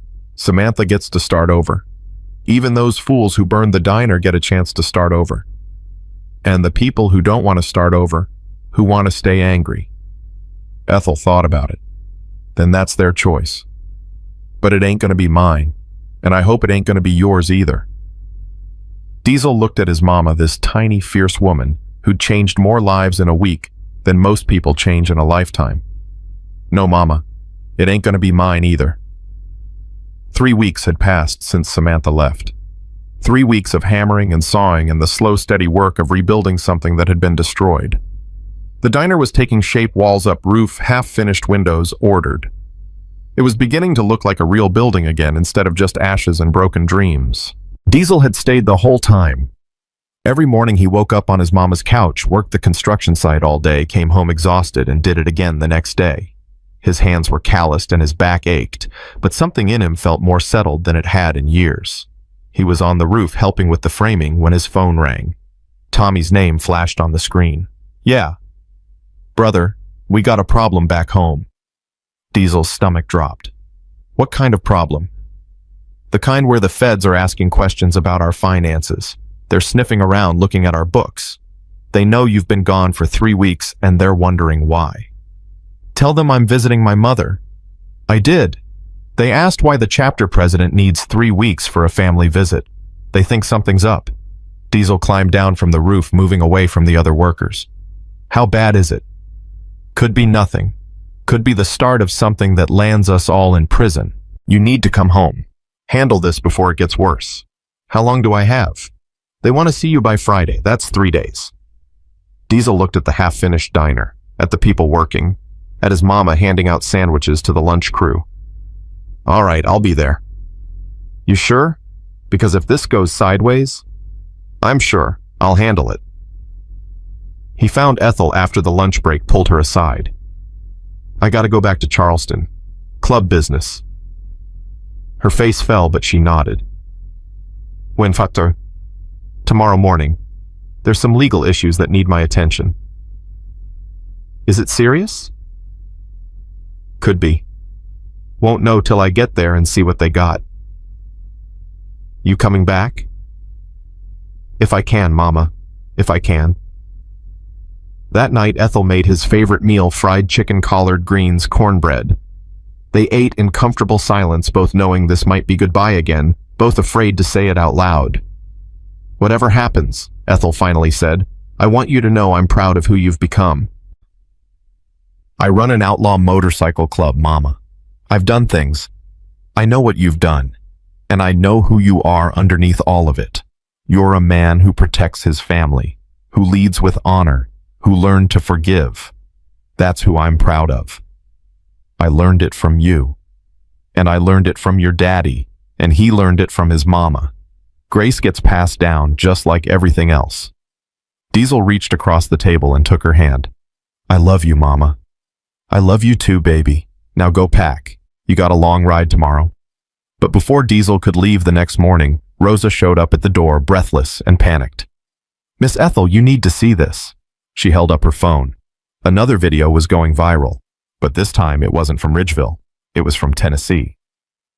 Samantha Reeves standing in front of a church speaking to a small crowd. Lily beside her holding her hand. My name is Samantha Reeves, the video Samantha was saying. And 3 weeks ago, I committed assault. I slapped an elderly black woman because I was tired and angry, and I let my worst self win. I'm not here to make excuses. I'm here to take responsibility. The camera moved closer. Samantha's face was steady, determined. Miss Ethel Washington forgave me when I didn't deserve it. She housed me when I had nowhere to go. She showed me grace I'll never be able to repay. And I want the world to know forgiveness isn't weakness. It's the strongest thing I've ever witnessed.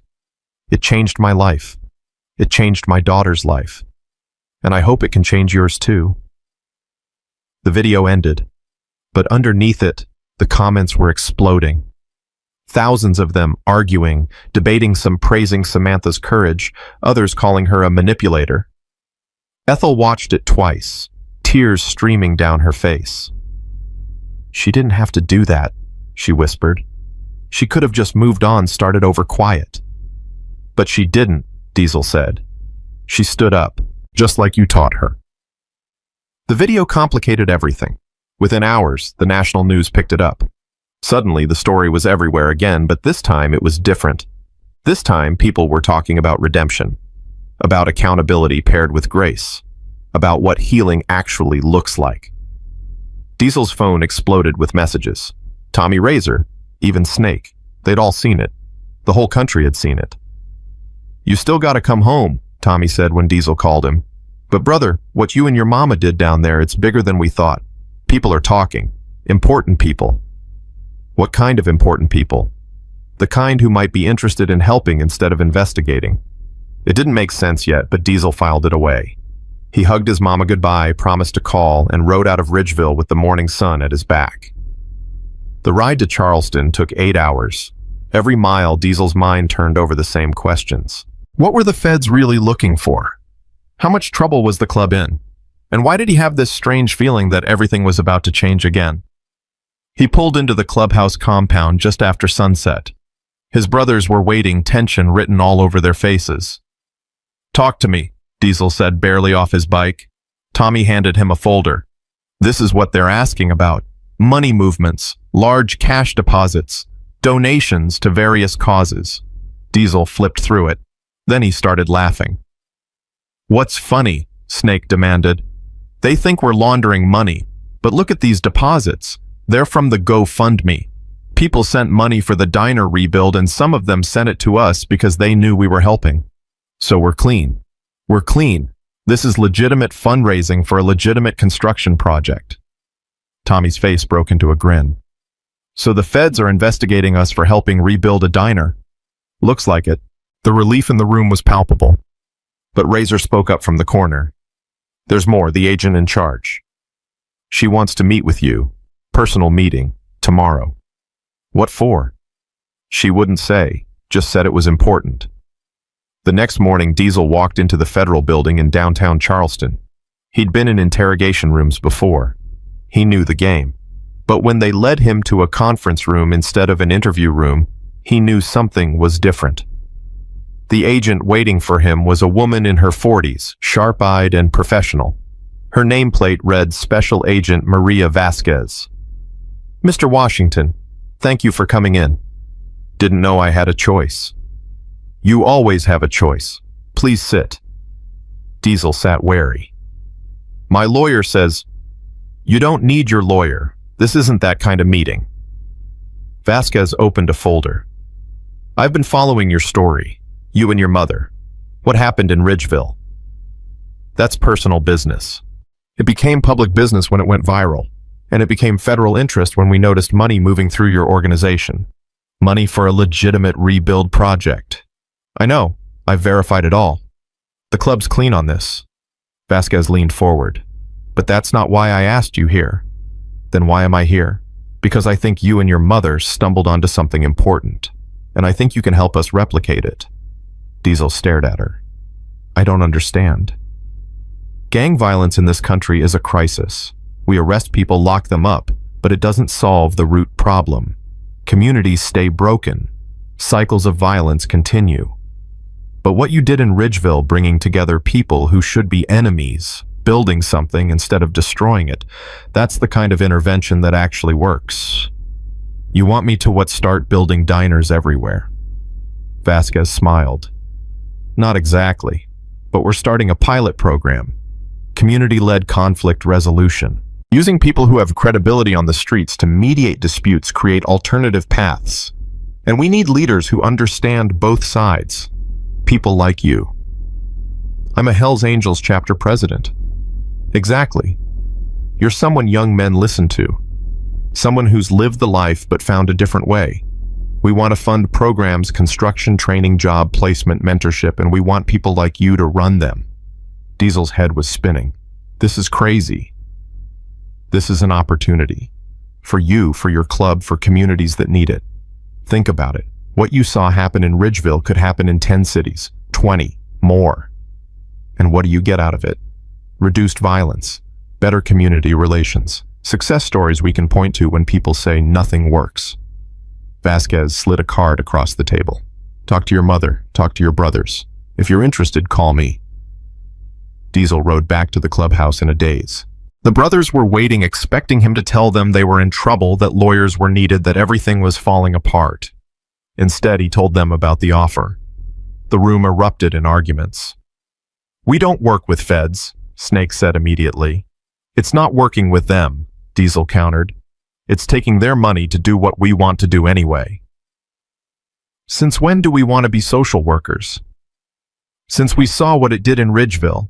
Since we realized that building something is harder than breaking it, but it lasts longer. Tommy spoke up. I'm not saying no. I'm just saying we need to think hard about this. About what it means for the club. It means we evolve. We stay relevant. We use our rep for something besides intimidation. Preacher, who'd been quiet, finally spoke. Your mama would say this is God opening a door. My mama would say a lot of things, but yeah, she'd probably say that. They argued for hours. Some brothers were firmly against it. Others were curious. A few, like Tommy and Preacher, were cautiously optimistic. Finally, Diesel called for a vote. Club rules. It had to be unanimous for something this big. All in favor? Hands went up, slowly one by one. Even Snake reluctantly raised his hand. All right then, we're doing this. But first Diesel needed to talk to his mama. He rode back to Ridgeville that weekend. The diner was nearly finished, just interior work left. Ethel was there supervising, making sure every detail was right. Mama, we need to talk. They walked to the park near her house, sat on a bench. Diesel told her everything. The federal agent, the offer, the vote. Ethel listened without interrupting. When he finished, she was quiet for a long moment. "You're asking my permission. I'm asking your opinion. My opinion is that you already know what you want to do. You're just scared." "Yeah, I'm scared. This changes everything. For me, for the club, for your whole life," Ethel finished. "I know. But baby, you've been changing since you got here 3 weeks ago. This is just the next step. What if we fail? What if we take their money and nothing changes? Then you fail. But at least you tried. And that's more than most people can say." Diesel thought about Bobby Fletcher in the hospital bed, about Samantha standing in front of that church, about Darius and his crew working on the diner every day, about all the small moments of grace he'd witnessed. "All right, I'm gonna do it." "Good. Now come help me figure out what color to paint the walls."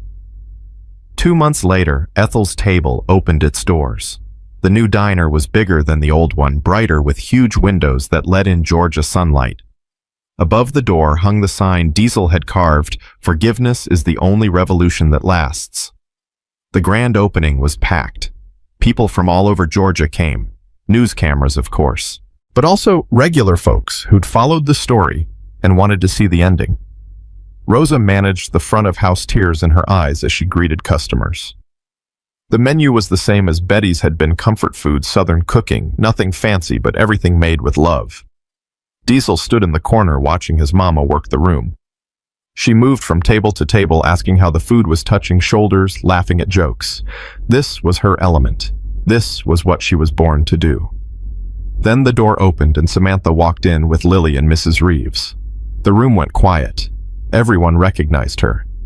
Ethel walked straight to them and pulled Samantha into a hug. "I'm so glad you came. Wouldn't miss it. This place, it's beautiful, Miss Ethel. It's ours, all of ours. Couldn't have done it without you." Lily tugged on Ethel's dress. "You promised I could help serve sometimes." "I did promise that. Tell you what, you help Rosa hand out menus today. We'll see about getting you a real job when you're older." The girl beamed and ran off to help. Samantha watched her go, then turned back to Ethel. "I got a job, teaching assistant at my daughter's school, starting next month." "That's wonderful, honey. It's not much, but it's a start. And I'm going to counseling, working through everything. One step at a time, that's all any of us can do." Later, Pastor Reynolds blessed the diner. Darius and his crew sat at the biggest table, stuffing their faces and laughing. Sheriff Patterson came by, shook Diesel's hand, said he was proud of what they'd built. Even Bobby Fletcher showed up. Burns mostly healed, his daughter holding his hand. He stood in the doorway like he wasn't sure he was welcome. Ethel saw him and walked over. "Bobby." "Miss Ethel, I wasn't sure if I should come. After everything you're here. That takes courage." "Come on, I saved you a booth." She led him and his daughter to a table. The same table where it had all started. Where she'd asked for a clean fork and everything changed. Diesel watched from the kitchen and felt something shift in his chest. This was what winning looked like. Not blood or vengeance or dominance. This. People choosing to show up despite their shame. Choosing to try again despite their failures. That evening, after the last customer left, and they were cleaning up, Diesel found his mama sitting in that same booth, exhausted but content. "We did it, Mama. We did. Though I'm not sure what it is exactly. Built something, changed something, proved that grace works. For now. Tomorrow someone else will need forgiving. Next week another crisis. This ain't the end, baby. It's just proof that the way works." "Then I guess we keep going." "I guess we do." 3 months later, the first Hells Angels Community Center opened in North Charleston. Funded by federal grant money, staffed by brothers from the club, offering construction training, job placement, and mentorship to young men trying to find a different path. The second center opened 2 months after that in Savannah, then Atlanta, then Memphis. Diesel split his time between running the Charleston chapter and overseeing the programs. It was exhausting work, but it was good work. Tommy became director of the construction training program. Preacher ran the mentorship side. Even Snake found his place teaching motorcycle maintenance. Turned out the man was brilliant with engines, and even better with troubled kids who needed something to focus on. The feds got their success stories. Communities got resources, and the Hells Angels got something they'd never had before: respect that didn't come from fear. But none of it would have happened without Ridgeville, without a 76-year-old woman who chose forgiveness over fury, without a son who came home and learned that strength wasn't just about how hard you could hit it, was about knowing when not to. A year after the diner opened, Diesel rode back to Ridgeville for the anniversary celebration. The town had thrown a festival, music, food, people everywhere. Ethel's table was the center of it all. He found his mama on the porch of the diner watching the celebration with a small smile. "Happy anniversary, Mama. Can you believe it's been a year? Feels like yesterday. Feels like forever." "Both. Always both." Ethel took his hand. "I got something to tell you." His chest tightened. "You okay? Are you sick?" No, nothing like that. I'm retiring from the diner. Rose is gonna buy me out, run the place herself." "Mama, why?" "Because I'm 77 years old and I'm tired, and because I did what I set out to do. I proved grace works. Now it's time to let other people carry it forward." "What are you gonna do?" Ethel's eyes sparkled. "Travel. Visit you in Charleston. Spoil whatever grandkids you eventually give me. Live." Diesel laughed. "Grandkids, Mama. I'm 49 and single." "Details. You'll figure it out." She squeezed his hand. "I'm proud of you, Marcus, of the man you've become, of the work you're doing. I learned from the best." They sat together watching the festival, watching people dance and eat and laugh, watching black and white and young and old all mixed together, all celebrating, not what divided them, but what they'd built together. A little girl ran up, not Lily, but someone else's daughter, and handed Ethel a flower. "Thank you for the pancakes, Miss Ethel." "You're welcome, baby. You come back anytime." The girl ran off. Ethel held the flower, turning it in her fingers. "You know what I think?" she said softly. "What's that? I think we get glimpses, little moments where everything's right and good and the way it should be. And those moments don't last, can't last. The world's too broken for that. But they're real, and they're enough to keep us going, to keep us believing that maybe, just maybe, grace is stronger than hate. Is it stronger? Ask me in another year, another decade. Ask me when I'm standing before God and looking back on everything." Ethel smiled. "But today, right now? Yeah, I think it is." The music swelled. Someone had started a conga line. Darius grabbed Diesel's arm, trying to pull him in. "Come on, old man, loosen up." "Old man, I could still kick your—" "Marcus," his mama said, her voice carrying that warning tone he'd known his whole life. "I could still respectfully decline your challenge," Diesel corrected, grinning. "Better." Ethel stood up, smoothing her dress. "Now help your mama down these steps. If we're celebrating, we're doing it right." They joined the conga line, a Hells Angels president and his 77-year-old mother dancing in the street with a town that had every reason to stay broken, but chose to heal instead. Somewhere in the crowd, a phone was recording. By tomorrow, the video would have 1 million views. People would share it, argue about it, analyze it. They'd miss the point, probably. Most people did. But Diesel didn't care about that anymore. He wasn't performing for cameras or living for other people's approval. He was just here in this moment with his mama and his community and the life he'd almost thrown away. The song ended. A new one started. Ethel laughed as Pastor Reynolds spun her in a circle, both of them moving slower than they used to, but with just as much joy. Diesel felt his phone buzz. A text from Tommy. "Another city wants a program. Louisville this time. When can you meet with them?" He'd answer later. Right now he was exactly where he needed to be. A hand touched his shoulder. He turned to see Samantha Lilly beside her. "Thank you," Samantha said simply. "For everything. For not being who you came here to be." "Thank your mama," Diesel said, nodding toward Ethel. She's the one who changed everything. No, she just showed us what was already possible. You're the one who chose it. Lily hugged his leg. Are you coming to my birthday party next month?